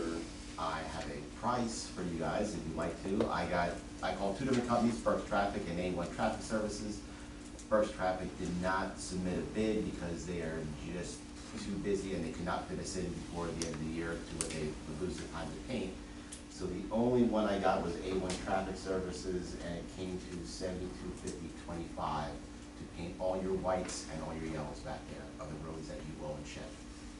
In addition to doing West Shore Drive, that we didn't do, but if you're gonna paint all the roads back there, you might as well include that into the mix too. Actually, not a bad price, I don't think. I think we need to do it. Yeah. I mean, we got enough curves back there. It's a safety issue. You've got to paint lines. Yeah. Would we need a And- formal motion to do that if it's a telephonic quote, or can the board consensus just stand for the manager to authorize to do that? I think you'd want the board motion to you don't have to get any more bids or anything like that, so it's below the thresholds to have to get any more formal than that, but you should spend the money, you should authorize it. And that's for center and sideline, fog Yes, lines? that's your center and sidelines. Okay. Motion. I'll make the motion and we move forward with, We would need to amend the agenda, right? isn't that, Isn't that part of the road? Well, it's gonna be secondary to the road. It was just an update on the roadway. Yeah. Yeah, so you can, to be safe, I would just add it to the agenda. But we're spending Okay, money. so, Yeah. So I have a motion So you have a to- motion to add to the agenda. I make Okay. But I the thought there motion. was if I could just, I thought there was a criteria where we weren't allowed to spend money that was advertised to the audience on the agenda. No, we can do it as long as we're just finding out about it now. So Is something there- that happened in the 24 hours, so that we didn't know, at least nobody was aware of this before right now, right? So, and to get it done before the end of the year, I think we probably have to do it. and it's a safety issue. Yeah. Okay, because there's been some times when we wanted to amend the agenda for spending money, and we couldn't do it because it would involve spending money. So you're saying that's not the case? Okay. So a motion to amend the agenda to add the painting of the lines to the agenda. You making that? I'll make it. I'll second. All in agreement? Aye. Aye. Okay, can I have a motion for A1, for 725025, to paint the lines? I'll make the motion and we move forward. A1, painting the lines. Have a second? Yes. All in agreement? Aye. Aye. Okay.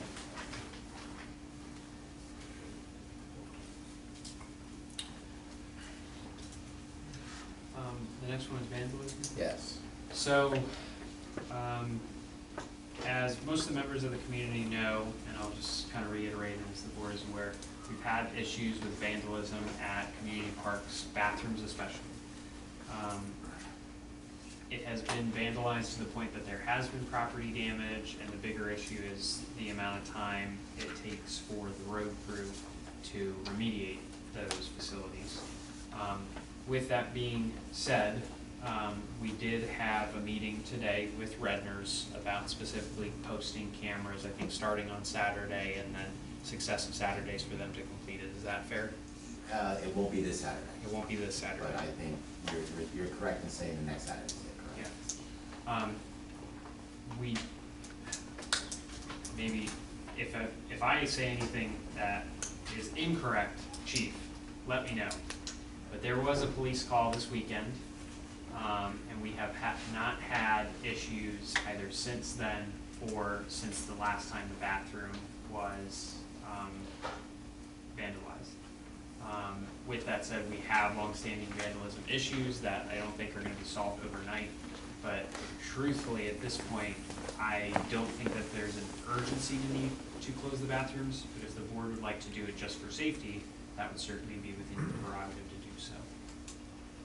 I have a question. What did they spray on the walls? That is Toilet toilet Toilet paper. paper? So they must have brought in some type of bucket, put as much toilet They paper just as they threw it could on. do, and then mixed it up with water and let it dry, which they must have been very persistent at it. It's quite a, yeah, Yeah. it's quite a mess. Must have been very Keith, you persistent. said there was no toilet paper rolls. Was it out of both bathrooms or just the one? No, this was just women's bathrooms, and there's actually five rolls of toilet paper in there. And they managed to unroll, because you can't take the rolls off the thing, unroll 4 of those rolls, and then put it in a bucket, and however they sprayed it on the walls is how they did it. And not allowed the trash can when you said was obliterated. Yeah, they smashed that, it was really good. You didn't find any like firework material in there that they might Nah, have? no, I think they stomped all over it. I'll tell you what, we're coming into Halloween season too. So, Hopefully the cameras are in before then. well, I don't know, I'm kind of thinking that with the exception of when they're needing to be open for public events, that we may be best off closing them because repairing and replacing is much more costly and time consumptive than just turning a key on the lock, so. I think it's demoralizing too, both for the community and for the staff to have to do it multiple times. Right. Well, the other thing that's demoralizing is the fact that we've got some clowns out there that don't seem to care about the rest of the public, that they would do this damage and put everybody else in peril because of it. So, and I know hopefully it's only a temporary fix, but will save some, future problems. And once we get the cameras and everything, hopefully we're able to identify the culprits and bring them to justice. So, the other thing I thought was possibility of coated door locks. That might be a consideration for us, if there's something that could be changed, possibly through, computerization, that we wouldn't have to keep the same ones.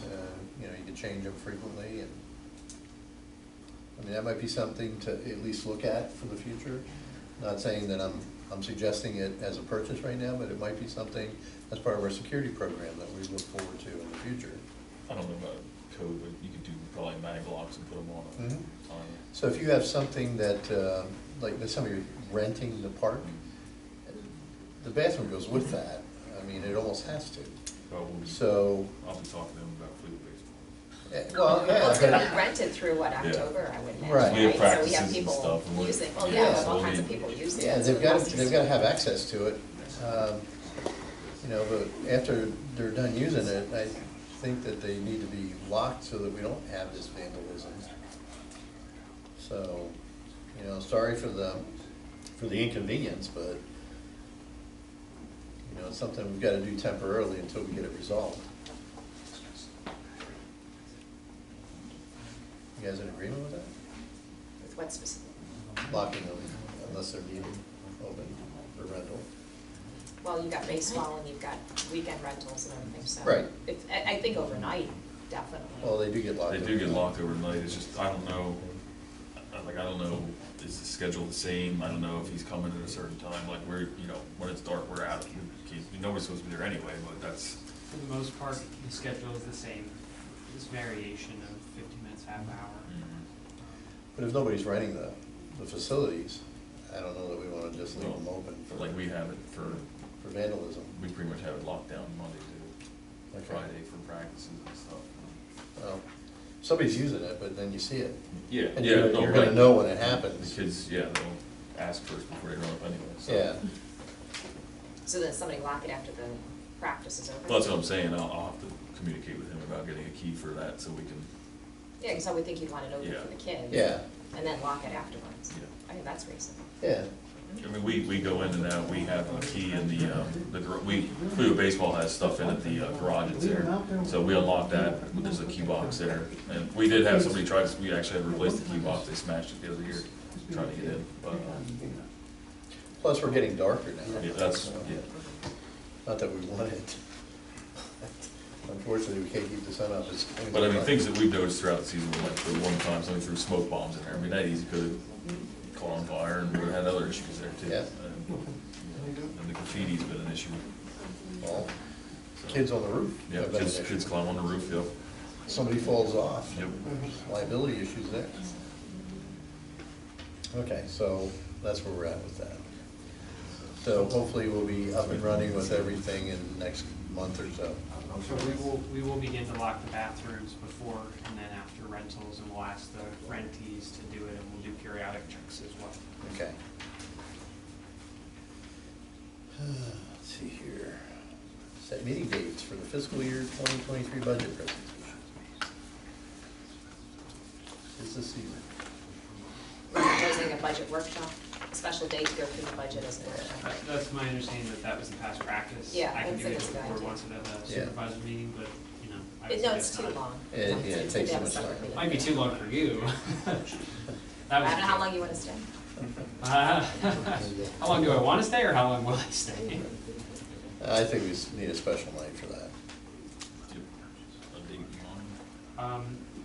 Do Thursday night works, well, I know Monday nights especially work for you. Monday night isn't a conflict for me, or Monday night's possible?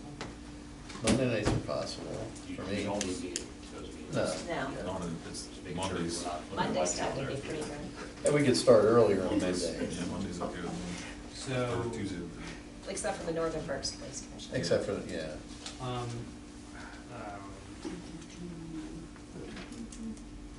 I'm thinking Monday, October the 24th. Just trying to make sure. That's fine with me.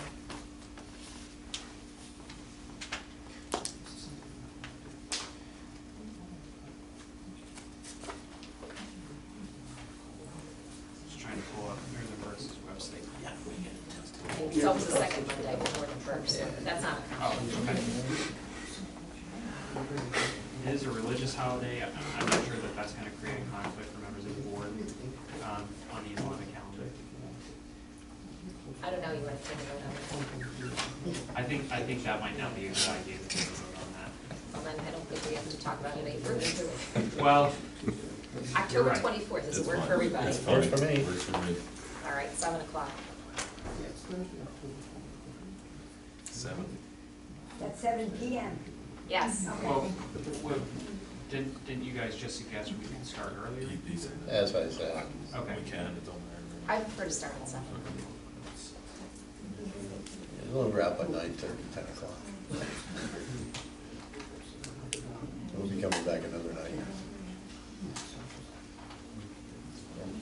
We will advertise that. All right.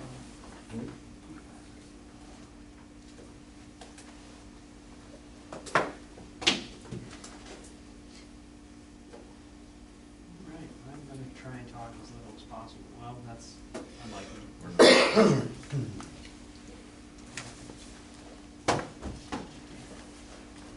Okay, so Parks and Recreation, I know Anthony is here. So there are 3 items to report on here.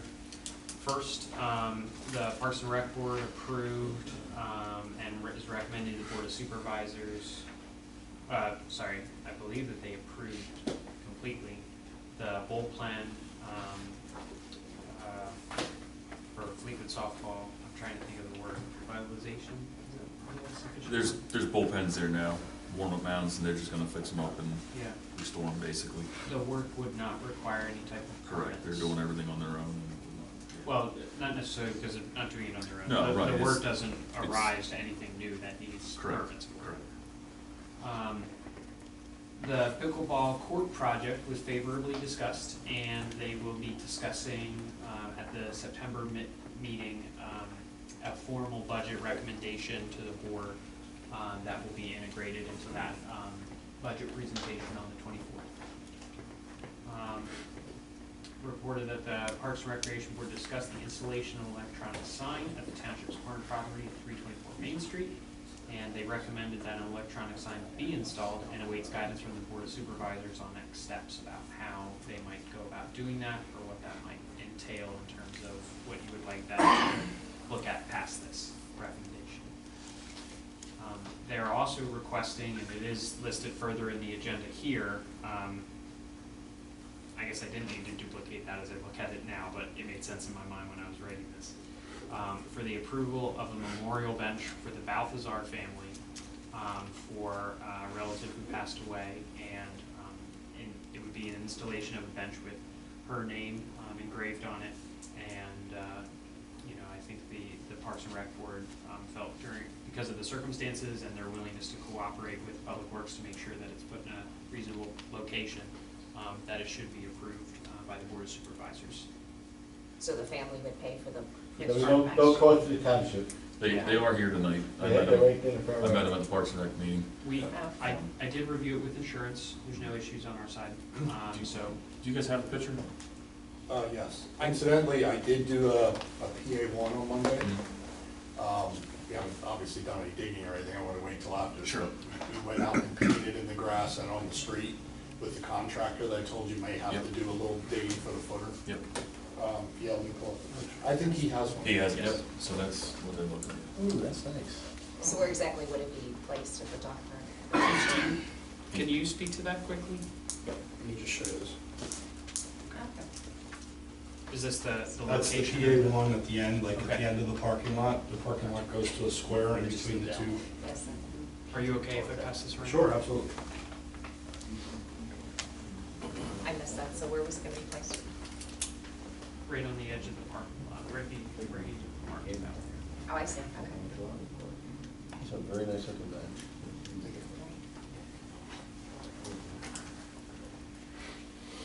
We're sorry for your loss. Thank you. Where you get this from. So you can vote on it here if you'd like, or you can vote on it on the business items. I don't think it makes a difference. Well, we vote on it now. We're at it. Do I have a motion to approve memorial bench for the Balthaser family at Willow Creek Dog Park? I'll make that motion. Second. All in agreement? Aye. Good luck. Thank you. If you guys want to call the office tomorrow, if you just want to email me, we'll coordinate times that we can actually go over and have it installed and everything and work with you guys. Well, I put everything on hold till after this meeting, so I gotta do a lot of due diligence moving forward. Okay. I haven't done anything. Whenever you're ready, just send me an email and we'll work through it. Okay. All right. Thank you. The last item requested is from the Parks and Rec Board to begin exploring grants for the installation of inclusive play equipment for special needs children. These are expensive pieces of equipment, and they are, I think, a tremendous service to the public. You know, they're for people who are in wheelchairs to be able to access some of this play equipment, so they can, you know, experience the same feeling of, you know, being on a swing, different pieces like that. But this would be permission for me to invest some time this year and definitely next year. I'm going to elaborate what you said there, though. Sure. It's not just for children in wheelchairs. The all-inclusive is, you know, kids with autism and stuff like that. There's a lot of touch, feel things there. Anthony, did you guys talk any further than what was discussed at the meeting about the location of it? We were talking on Talani Park. On Talani Park. So we were kicking that around at the meeting. They were kicking it around, and it's quiet back there. And None of the other parks have a roof. right, and there's no room, and this would be a greenfield spot for them to go forward with it. Again, like I said, I think that we looked, there's grants out there, and I think that's something we should Do pursue. you have any examples, like any pictures or anything like, you know, what this actually looks like? Because I can I'm send not some. really familiar with what exactly you're talking about. Yeah, I don't have any on me, but I can certainly send some to you. There are some parks, I believe it's New Britain, PA, has an entire inclusive play park that the township and the school district join forces at. To start, my intention would be to start communicating with Fleetwood School District, and I have contacts from Exeter School District because they're much more connected to the special needs students or children that are in the community. So they'll have a good idea of what specific needs are, you know, top priority. And if we have any, you know, specific equipment that we can pursue for individual students or individual families, I should say. Because you're not necessarily catering to one single student, but the needs are so diverse, and if we Right. don't have to exclude somebody, we don't want to. Does the school district do anything like this right now for the students? They don't no. have anything in But place? anybody who's in special education has a passion for special education students. Right. So that's why starting with them, I think, would be the best community to go to, because I'm not connected to whatever the Fleetwood community is for How about special students. VCIU? Because VCIU regulates the special ed throughout the whole county. No, Yes. not necessarily. Well, they do the, I'll work with the Program. IU. I'll work with the Um, IU. Yeah. yeah, And the pupil services director and the special ed supervisor at Fleetwood, you know, they're gonna know who to communicate with at the IU. Right. Because usually what the IU does is they do extra services that are beyond the school district's capabilities. exactly. And all that is still run through the LEA, or the local education agency. So Fleetwood is responsible for any student that is in Fleetwood School District. The other consideration is contacting Birch Community Foundation. They may be more than willing to help you with something like that. So there's another thing too to this, there's no side of this, is, so I have a niece that has special needs that went through CHOP and all that stuff, and CHOP, a lot of the children's hospitals also help, you know, whether it's design, they might contribute to it, they might partner up with it all together, and I don't know. I was speaking to my sister-in-law over the weekend and told her about this, that it had come up, and she had recommended that we reached out to the children's home and CHOP, so there might be some resource on their website. I did ask her if she went, next time she goes down monthly, I think, and I said, well, next time she goes down, she can see about more some information while she's down there that I can hand off to you, so. Sorry. There's a lot of resources out there. Yep. Okay. So they're requesting that I be able to do that, and I think a board consensus can probably stand for that, just to spend time on it. Yeah, agree. I agree. Okay, Eric, do you wanna lead on this one, or do you want me to? I didn't bring it with me, I did review it, so if you have it in front of you or give guidance what change, but it's really a normal agreement with the Berks County Conservation District, so, nothing really stood out to me as changing anything dramatically. Yeah, standard stuff. And they're especially the point person when we have any type of earth movement, and they fulfill that purpose in the MS4 and the stormwater runoff regulations and different pieces like that. Anybody have any questions on that? Yeah. No. Okay, so why don't we bring it to a vote? I have a motion to approve the updated memorandum of understanding, Berks County Conservation District. So moved. I'll second it. All in agreement? Aye. Approving the 2022 minimum municipal obligation. So, this is last minute for a number of reasons. Ultimately, this is something that I missed on the transition. So, similar to last year, the minimum municipal obligation for us is 0. Because the total payroll that we have compared to the percentage of compensation that is established in the valuation plan currently for 2021 does not necessitate the township to contribute anything. Now, I believe the practice last year when you revised your MMO was to contribute $12,000, which is what I think is wise in this absolutely. situation and is reflected here. I would say that after a third year, of contributing an amount to the MMO, I think maybe the board should have maybe a discussion with the plan participants about whether it's necessary to continue doing a contribution when there's, no need to. But I think definitely for this year, it would be valuable. Or the opposite, because the stock market has been not real good too, and investments have not been doing as well. Yeah. More recently, that we could even bump this up potentially. We're 100% funded now. But I'm just that- saying in the future. Yeah, but money you put in, especially if you've gone through 3 years of where you're contributing money or you're contributing above, what you would need to otherwise, would ultimately, I think, if the board would like to do that, I see that there's wisdom in that, it's extra protection. But on the same token, most municipalities in Pennsylvania have a 100% funded ratio. In addition to that, what 100% means is that all the benefits that are due to all beneficiaries that day would be collected the same day, which is unrealistic. The problem that municipalities get into is when they're below 50% status, the cash flow issues of having to sell off assets, along with not making up investment revenue, puts you on a downward trajectory. We're just not in that situation. No, I know, and which is really good, but I'm saying too, is that our stock markets aren't doing as well, the investments are not doing as well, and it's better to, just look at the state, that's in a terrible position. So we don't wanna be in that, anywhere near anything like that. That's why we were doing that for so long. I think that you're saying that, We want to just continue Yeah. at this point. yeah. And then evaluate next year to see where we Yeah. are, because things can change, Yeah. and have been changing, I know, for this year, it just, Sure. everybody's watching investments, and The security is better for us to do it now when we have Yeah. it than it is later when we may not have it. Yeah.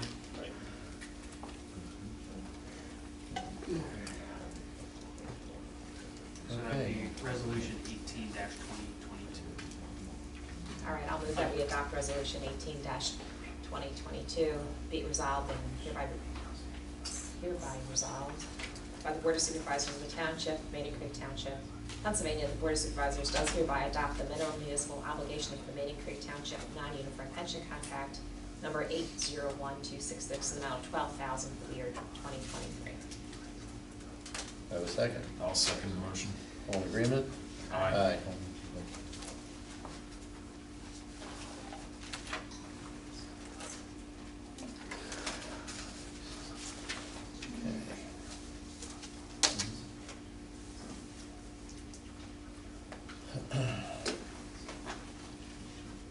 code enforcement related to 320 Main Street. So, so based on the letter that was given, it was dated the 16th. He has 30 days on the 16th, from the 16th. So I stopped in a few times in the interim here, and I stopped in today to get an update of it, take some photos. I'll show it over here. Everything's been removed from the property, from township property. Along that is gone. I took one farther back. Thanks. There we go. So everything was pulled back to the property line. He's going through. The roof was fixed on the shed right there, which is good. He's been sorting through a lot of stuff. That van is still there, as far as I know. That's church property anyway, but that they have talked, I guess, and that is being picked up. Supposed to be being picked up shortly. So there is forward progress, and I'm actually quite surprised that it's that far along. Well, yesterday it wasn't, because I drove past it yesterday. He was sorting had it stuff out. all over the That's place. why I stopped in today. And then, it's is there another meeting set up to follow through with the next issues for the letter? So we talked about the, I talked to Tom also about that. He had asked me about in the shed, how much do I gotta move out of the way so we can, put this pin in there. I don't know how far we're gonna go with it at this meeting. Yeah, I don't think we're gonna talk about it, kind of Yeah. go on with an update of where we are, Right. but if we're gonna talk about where we're going, we should go in the back road. Right. It could lead to potential litigation, so, Mhm. but yeah, I think, if you wanna get into details, we should talk in the back road. Yeah, well, I mean, so, because the question is, the shed is still on the township property, Correct. and it needs to move. Well, that's what we need to talk about.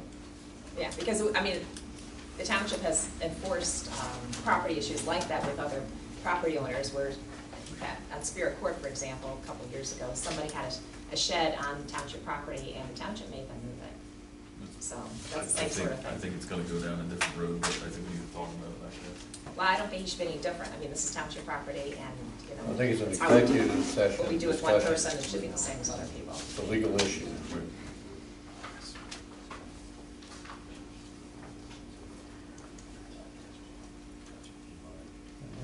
So then, do you have this meeting set up? Because it said according to this thing that, that you can agree to meet with township representatives so that further encroachments can be discussed. Correct. Has anything been set up on Nothing's that? been set up, because I think we wanna have the solicitor there with us for that conversation. sorry. The next meeting, I think we want to Item have number you there. 2 on the Yeah, I letter think that you that's sent. exactly- So you want to have an executive session Yes, and talk we'll about talk about that, yes. that? Okay. And we can have that after the meeting. I don't think it's going to require any No. action item, other than you just get direction back there where Right. we're headed, so. Donation to the Fleetwood Area Public Library. So I know Lee Turner is here. You're the chair of the board, is that right? President of the board. Yeah, so Not as glamorous. if the board needs any information from her, we can definitely bring her up. But basically, this is just a request from the library to increase the contribution that the board had budgeted for about $12,000 to $15,000.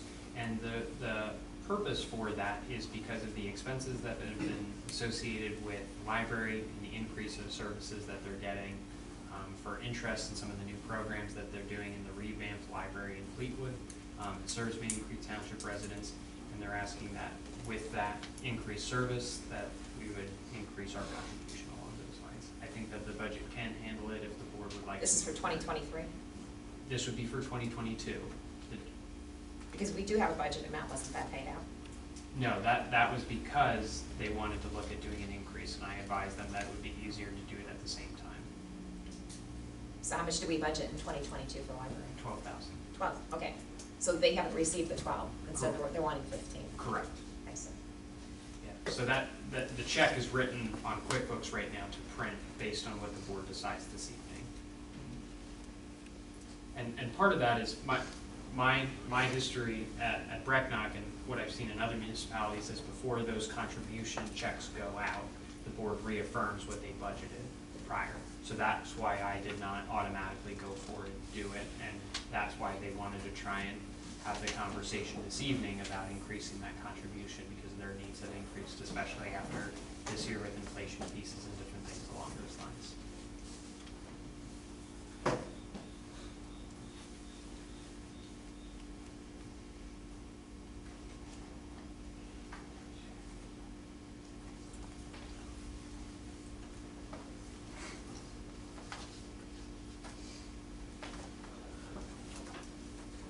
I think the number was said before, what's the percentage of, I think you guys did a study, or I think you told the number before, the percentage of Maidencreek residents that our members are utilizing. Right now, I believe it's 37% Fleetwood, 30% Maidencreek. The remaining is Richmond and miscellaneous areas. But what we're seeing, and from discussions with the program director at the library, our program this summer at Fleetwood Park, Tigers in the Park, was greatly attended by Maidencreek. And this isn't a program where you just send your kids for the day. It's adult and child and children participation. So I think that it appears that it was very successful. Maidencreek, thank you very much, had the largest number of people participating in it. But then word of mouth, it just spreads. And in July, we had our largest circulation ever of over 7,300 items circulated in the library. And the numbers of people coming through, over 3,400, I believe it was. And that didn't even include the people coming into the maker space. It was probably closer to 4,000. So we're just growing and growing and growing. And it's one of those things where, you know, we built this beautiful new library, now people love it, and it's just coming out into the community, and it's growing both in Fleetwood and Maidencreek, but we're seeing a real increase in Maidencreek usage.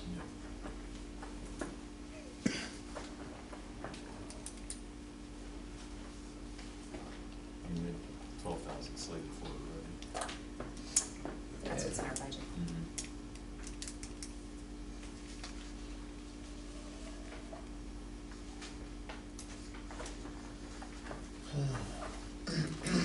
I think we've looked for 15,000 next year for the 2023 budget, since we're going to be working on that pretty soon. I have a problem with that. I think we might have an extra 3,000 in our budget this year from the savings we've had from the manager and, you know, some of the things we've gone through. I don't know that I'd be totally against that at this point, but ask you to present for the years going forward as well, in a presentation for a budget Yes, I'd be increase. happy to, yes. Yeah, I'm not opposed to it, it's just the money's there, and just. And we would have to readjust our agenda for that as well, right? No, it's on your agenda. Oh, so, yeah, okay. But even though it's But- elevated amount from what they're doing, Right, I don't think it changes the budget enough if you have come in the budget. Right. I'm on the library board, I'm also I'm an elementary school teacher in the district, and I can readily attest that it's used, it is a location for kids to, you know, we struggle in Fleetwood, we have kids that are, you know, vandalized, and we need places for our kids to, you're talking about baseball, which is awesome, it's fantastic, I've played football all my life, but we do need places for our kids to be safe at and to be doing positive things. The library has been that location for years, but has grown exponentially over the past few years. It is a spot that kids go. They want to be there. You know, and certainly I grew up thinking it's a bunch of books. That's not the case. It's a meeting place. It's a place to learn. It's a place to, you know, congregate with other kids, you know, of different ages. I really do think the bang for the buck, you know, 3,000 sounds like a large amount for all of us. This, you know, amongst, you know, a whole township, there is a great benefit to all of us having an educated group of people, you know, benefiting from this. And I focus more on the youth end right there. And it's really beneficial. I have kids that struggle with, you know, access to internet, or places that are, you know, at home maybe. This is a place that they will go. It is walkable. It's right in town, so our kids, you know, Fleetwood, and we have our Maidencreek kids, and that definitely showed, if you look at that, how many of our Maidencreek kids took advantage of this over the summertime. So it is something that we as a Fleetwood community, and I know we're Maidencreek Township, but I really do believe the bang for the buck is advantageous for all of us there. I'd like to mention too that Fleetwood's Wi-Fi usage, their internet usage was 5th in the county. That means people are coming in to use the computers. Not everybody has that kind of access. We have a teen program, and of course I advocate for the seniors who have some place, a safe place, and a place that they can get out of their houses and come in and sit down and have free access. It's free. That's what makes it better than anything. And I have to say this, I happen to have been there in July. Were you? Good. And I was astounded by the makeover that you guys have done, so. Thank you. I had been there in the past. We're members. I had been there in the past as Santa Claus. So, what a change there's been since then. So, you know, I was really surprised when I saw the extent that you made changes. In a lot of years coming, we raised so far almost $160,000. So we're still paying it off, but it's an amazing space. Well, when you told me the county is looking to lower the amount for people who are struggling, Yes. that just blows my mind. They're not lowering the amount, it's just that they have set aside a certain amount of funds that are going to go to libraries who get that $2.50 per capita locally or $5 state. We were one of 6 libraries that didn't meet that criteria. So those funds that were set aside are going to libraries that did get $2.50 per capita. And we realized that's probably just not feasible for areas our size. So I am personally objecting to it, and I'm going to attend as many meetings as I can to object to it, because yes, in one instance, it gives you incentive to go to your township and say, hey, we gotta have this $2.50 because now we get the DAP. But it's just not feasible. Between the 3, Richmond, Maidencreek, and Fleetwood, it's not feasible, and we understand that. So we are a board that is very active in fundraising. I cannot count the number of concession stands that I have run, and hoedowns. We just got 375 chickens, chicken dinners that we sold.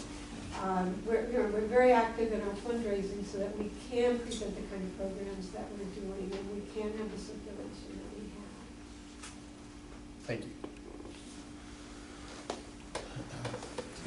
We need to make a motion for that? So, I make a motion that we go forward with the donation of $15,000 to the Fleetwood Area Public Library. Have a second? I'll second. All in agreement? Aye. Thank you very much. Thank you very much. We already did the Yeah, that's fine. memorial.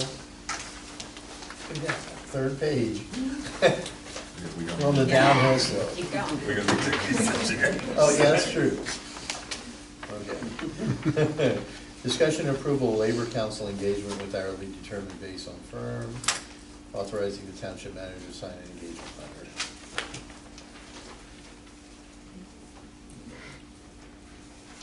Is there anything that you guys would like me to speak to or say at this point, or, 'cause I'm happy to not talk about it.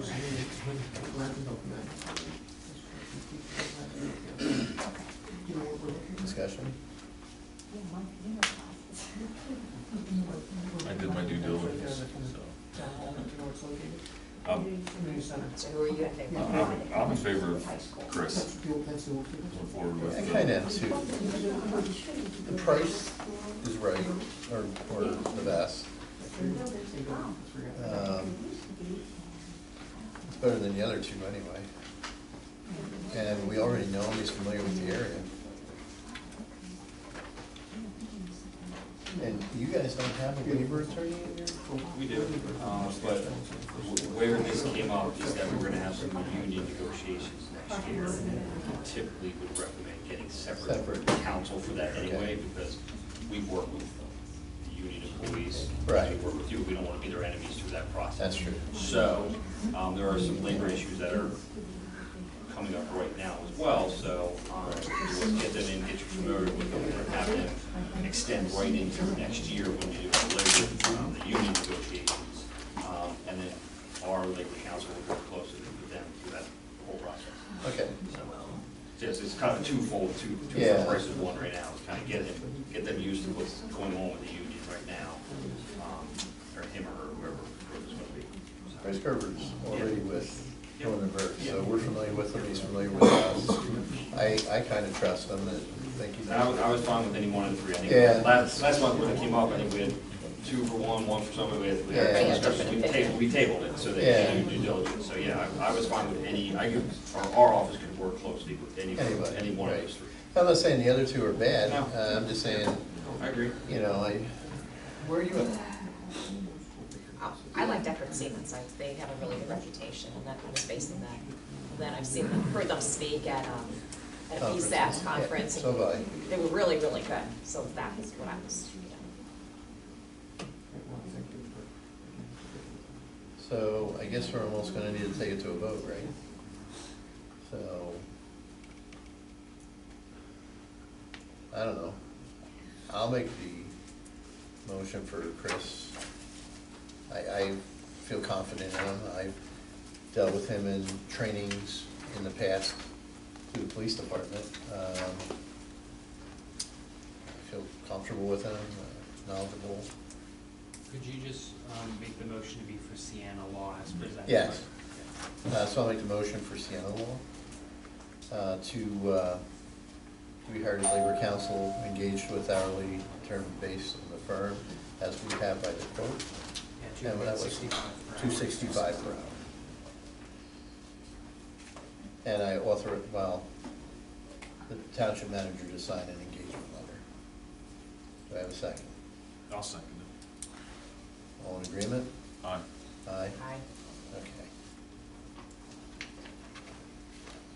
Okay, set Halloween trick or treat hours for October 30th, which is a Sunday, and October 31st, Monday, beginning at 4, going to 9. usually it's only one day. Yeah, we have, Why is there 2 days on it? we have a safety trick or treat at the fire company also. So, part of it was I had a resident who brought the question up to me, and this is also something that I was familiar with in terms of having multiple nights in Exeter community. You know, I should have checked some of the history more. I understand that there was some contention about it on Facebook. There are a lot of other communities that do 2 nights. Right. And the board could set whatever time that they want. I think that there's value in having 2 nights personally. I see the reason to only do 1 night as well. I think our fire company every year does a trick or treat program. And everybody can come there, they get prizes, they do a lot of different things, and there are a lot of different organizations. We do Lions Club, we do the Halloween Frolic. Yeah. But you're doing your meeting on that night, the 24th. October 24th is the Halloween Frolic this year. Wow. And I know our calendar has a 31st, the township calendar that's been sent around, so I'm in favor of keeping it just on the 31st Yeah. for kids and make it simple. I agree. Are we listed as 4 to 9 on the calendar? Yeah, well, or 4 to 8? I don't know that I'm gonna go 4 to 9. At 9 o'clock, I have 4 to o'clock is a concern. little early for. My daughter don't even get off the bus until after the course. So I just was looking through here, everything's 6 to 8, 6 to 9. What is on the Going some at calendar? 5. I don't remember, it wasn't 4, it might have been 5 or Like 6. 5 to 9, I think is sufficient. Yeah, Yeah, I'd be okay with that. But leaving it on the 31st. 31st. Now, Halloween there's night. just some parents, you know, and I'm saying, it doesn't affect me, but they're divorced, and they have one night, and they don't, you know, so. Would they be able to break that up with the fire company and then the, no? Well, it just depends on their, you know, the custody. Everybody has issues. different Yeah. custody agreements, I mean. so. Yeah. It's taxing on the police You department can. too. And then you have Yeah. the fire company, you've got the The Lions. police department are kind of sigh when it's over, I think. Well, Have it 2 nights. Check the bathrooms. so should be locked that night. I'll make a motion that we set the Halloween trick or treat for October 31st for 5 to 9 p.m. I'll second the motion. On agreement? Aye. Aye.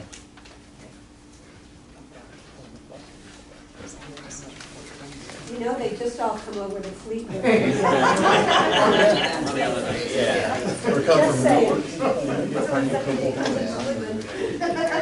Okay. Approve the purchase of concrete blocks for the yard waste recycling center. Estimated cost to be $7,350. Don't worry. So this is moving forward with it then, so I'm not making any modifications to the application. You mean to the grant application? Yeah. So the grant application doesn't pay for blocks. Okay. And when we were considering how to make it accessible for all residents, especially folks who may not be able to lift bags or brush over top of themselves, to put into a metal recycling roll-off can, we would construct these block sites so that the brush can be contained on one side, leaves and grass can be contained on another side, and then the road crew would take them up once a week during leaf collection season and grass collection season and dump them in. And then the partner that we have, Zuiki, would roll them away, and that would be what's entailed. The blocks are to contain the grass and the leaves and the brush piles within themselves. So it would look like 2 container areas, and then in the middle there would be a roll-off container. This is to do the blocks because those are set up that Tom had thought would work best, and as we worked through it, there was an alternative plan to try and look at doing sea containers, but ultimately the cost was the same, and some of the wear that we'll get, some of the space saved that we'll get with these blocks, I think makes it the best option for right now. Yeah, sorry, Josh. I still have a hang up with it, but that's fine. I suggested the sea containers. They're 40 foot long, 8 foot wide, 9 foot tall, approximately 8 foot tall, Yeah. plus or minus. And I looked at, they have like a galvanized roof structure you can put over it and then contain everything underneath it. And it had mounting locations for cameras and such, and we kind of hashed it out. But the nice thing with the sea containers is you have 40 foot by 8 foot by 8, 9 foot tall of lockable storage for the township, for guys to store stuff in it. If the board would like to do sea containers, we can make it work as well.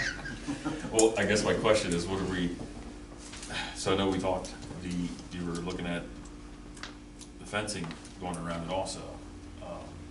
We, in the grant, have 100 feet by 50 feet of fencing approved. So what we currently have staked out is 72 by 68 for fencing, so we'll save some. We'll be able to pile that into other areas of the grant and use it for other purposes. So we're fencing the entire thing. 72 by 68. No, yeah, well, so that's why, It's a difference of 100 square feet, 72 by 68. when I suggested the sea containers, you got 40 foot that you don't have to fence on either side, you have 80 feet that you wouldn't have to fence. The purpose for doing, and this may not be inconsistent with what you're saying, so if, correct me if I'm wrong. The purpose of doing the 72 feet wide, 68 feet long is you give the road crew plenty of room that's fenced to put some of their, it's not equipment, but it's supplies, different piping and different things like that in a fenced area. In addition, if the board ever wanted to look at doing any additional facilities like a salt shed, it would go behind there on that property, because that's probably not something that we would ever sell. So there's that additional access and space for the road crew to be able to use, and I think it's probably wiser just for some of our materials to be in fenced-in area, and I think that's also kind of an eyesore when people can drive by and see it. So that was the intention of creating that additional fence space. If the board would not like to do the fence space, to that extent, we could just fence in the area of collection, and that's it. Was that consistent with what you were saying? Because I don't know if. Well, you'd have to pull up the plan that I did, but we can. Well, let me ask you this, if you're using a lockable storage container, would that be something that would give you a beneficial space. Any storage is good storage. That some of the stuff that's outside now would still be outside under the, Yeah, the backhoe would not fit in there, the mower would not fit in there. you couldn't put the mowers in there, The smaller mowers you could. okay? Which might give you some room in another location for the bigger ones? It would clear up the garage up there. Okay, So you get a truck in there, the tractor would be too high to get that in there. right, well, what are the heights of these?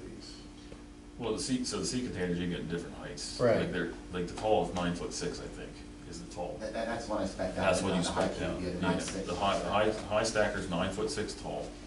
And, like I said, some municipalities do, like a tarp cover, but it would look, you know, essentially like this on the front end. The sea container here, this one would be over here.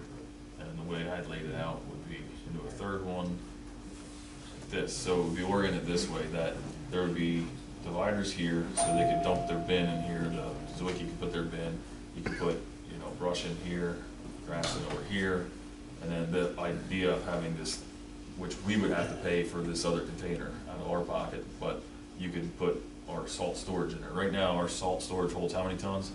A little over 300. And you wanted 500? I would like to get closer to 500, Yeah, yes. and the other thing is, where they're at now, a truck can't get in there and dump. Right, because of the height of the Correct. building. Whereas these are galvanized, it's a Quonset hut is what they are.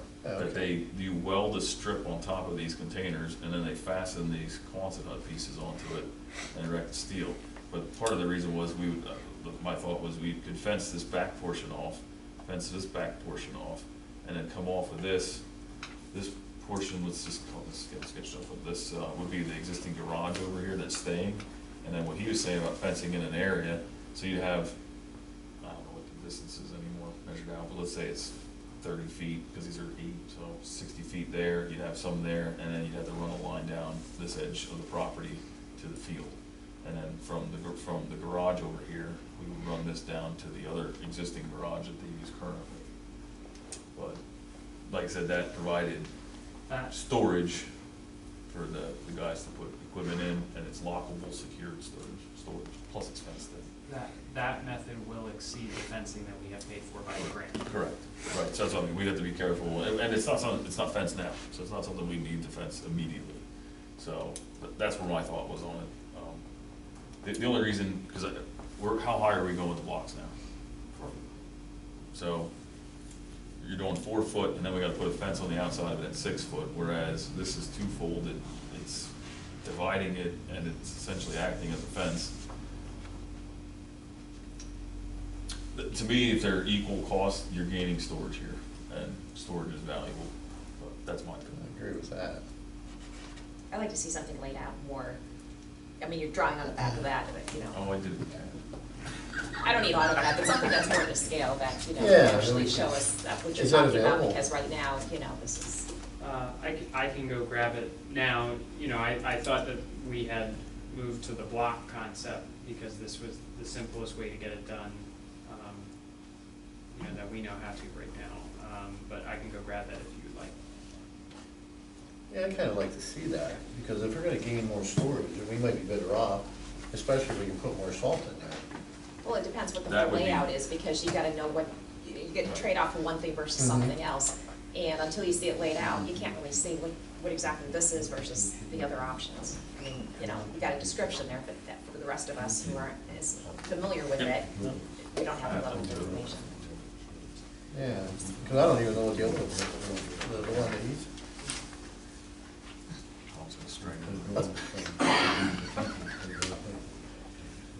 I just don't think having concrete blocks in there 4 foot high is,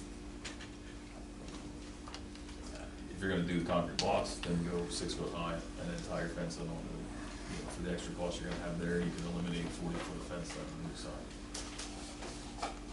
So is this gonna be secure? Yes. Yep. Because I'll tell you, well, I work right there. For that Where reason. Dump site is now. And I'll tell you what, when I was leaving today, they're getting brave. The contractor's coming in, I mean, an 8-foot pickup truck with about a 25-foot, and they were both grass and backed in, and They Well, this didn't is gonna be care. right over here, so it's gonna be highly visible.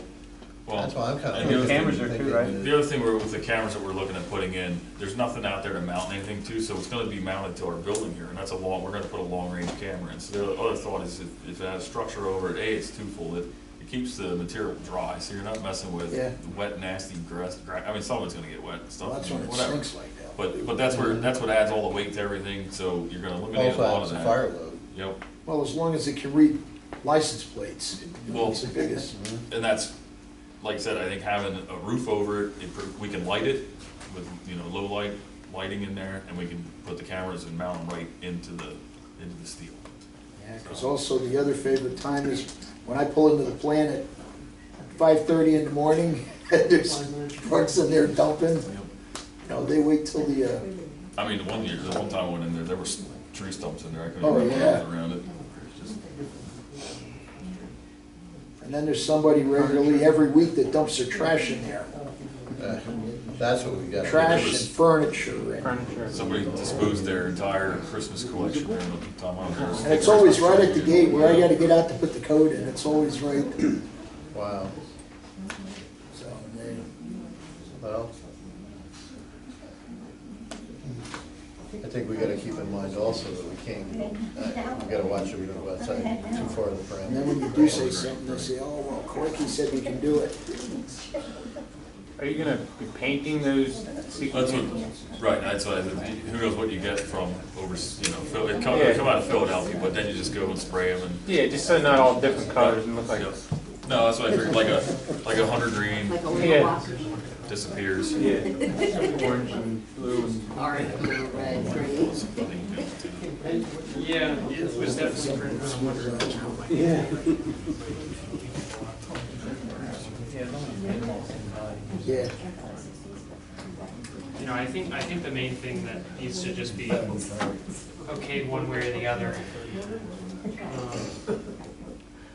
First, I haven't really seen the final plan of it anyway, regardless of which way we were looking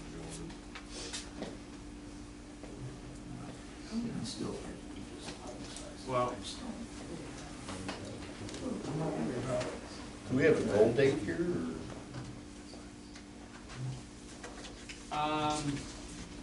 the goal is to have it all done by the end of this year. If we want to lay macadam, we are running out of time. Okay. So I need to be okay to have the guys start laying macadam. And what is the height on this for salt dump? Because your salt trailers are what, 45 foot? You talk to the guy, and it's all based, so we got the 9'6" sea container, so you're already 9'6" off the ground, and then, Right. and then whatever that is, did you know what the height was for the top of the Quonset?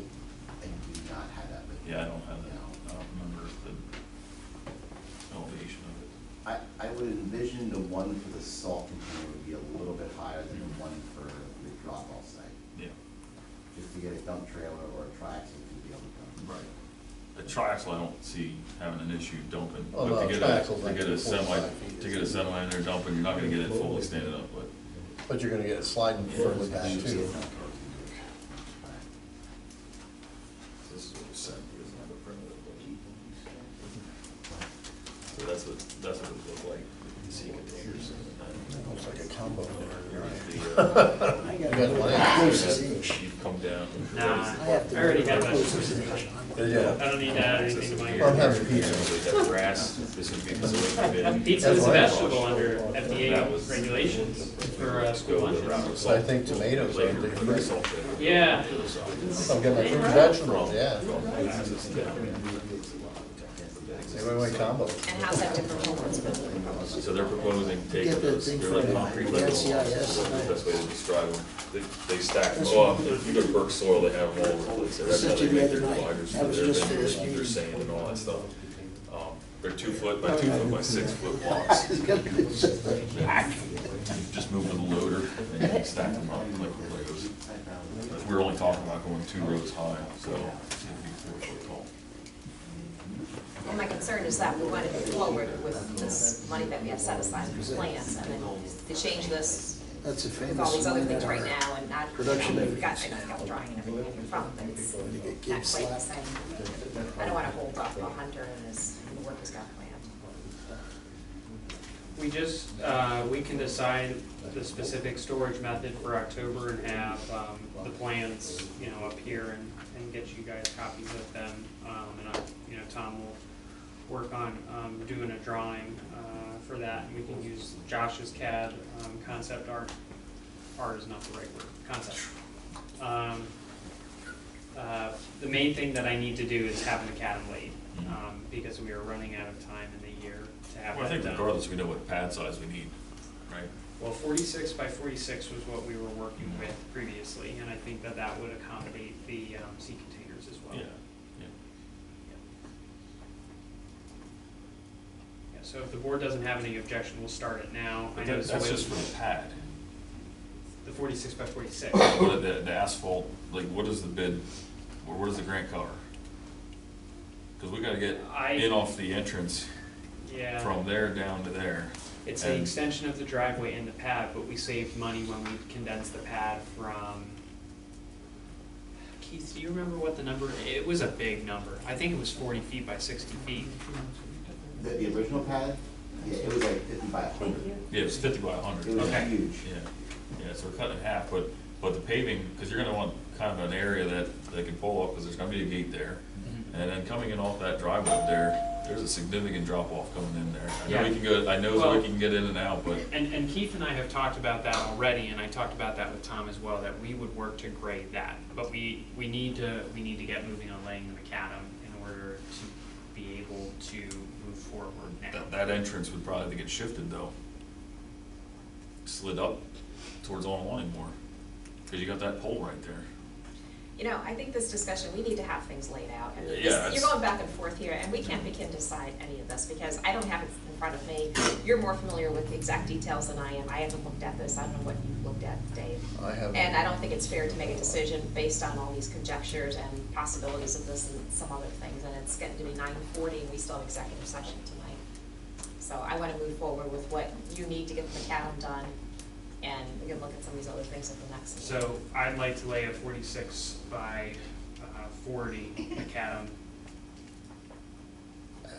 Back. Yeah. So I approval for that. Yes. And that's gonna be capable of handling the equipment coming in and out of it without breaking out the macadam.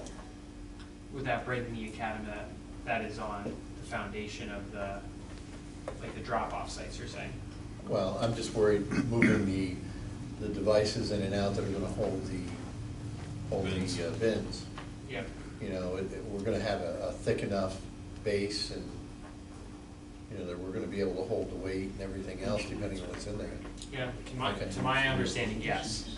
I believe so, yeah. Yeah. Okay. I mean, eventually it'll probably wear it down, just like any macadam will, and we'll address that, but it's not like it's gonna break up very quickly. Okay. All So right. you're looking for approval to install 40, you had said, what did you say, 40 by 60?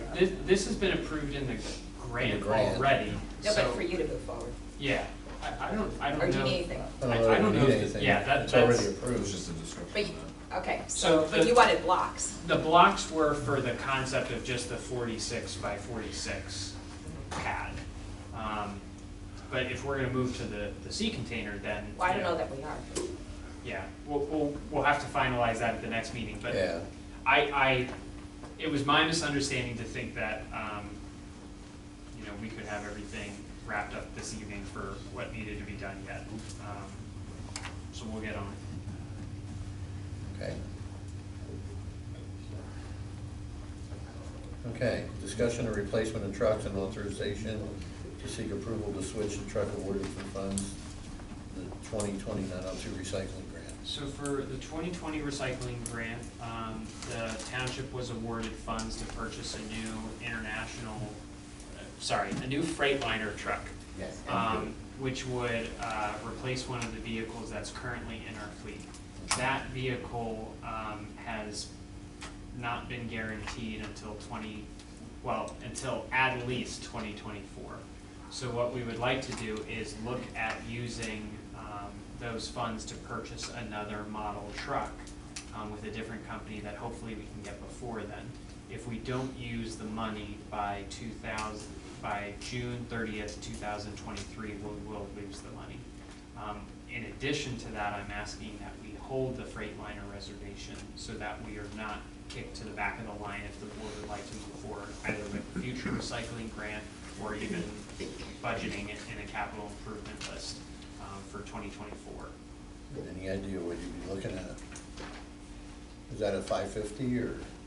No, we'd be looking at a Peterbilt or a Mack truck. Okay. Yeah, something bigger, yeah. Now, those are more expensive, which is why we want to get the Freightliner first. But we believe that it's merited for the needs, and we can, work through with the board some of those additional pieces. We don't even know if it's possible at this What's the point. dollar amount that we had in the grant? 130,000 roughly. Okay. It was in 2 separate pieces. Right. And the township still owed a share of that.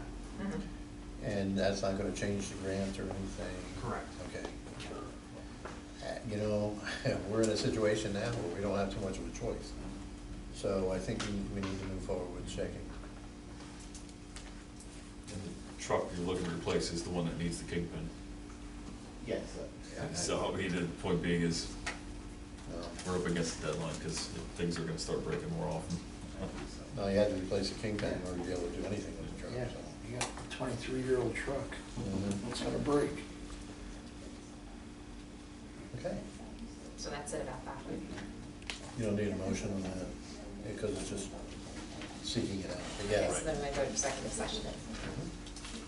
I think we have 2 issues, right? I have 2 personnel ones. Personnel, and then you have the potential or the Litigation. matter on the code enforcement issue. And there's not gonna be any No action. further, I don't think, you don't need action, right? Right. I just have one follow-up question. Where was the 100-year floodplain line on the Willie property? Did anybody look at that? That was from last meeting. I didn't, I know Tom. That was the one with the swale on the road. Yeah, Yeah. over there behind the lake. I know you weren't here, but Yeah, I you were just, here for that. Yeah, I don't know if Tom's been looking at it. I can ask. yeah, I'm just curious because that was one question that came up and because he was talking about all this flooding that he's experiencing. And yeah, well, that was. I did not get a phone call. you watched I did not get a phone call. the So last if you time. just wanna ask Tom to check on that when he gets back. I'll Okay. CC. So I guess we can adjourn the meeting, since we're not gonna have any more action afterwards. So do I have a motion to adjourn? Severed. I'll second it. All in agreement? Aye.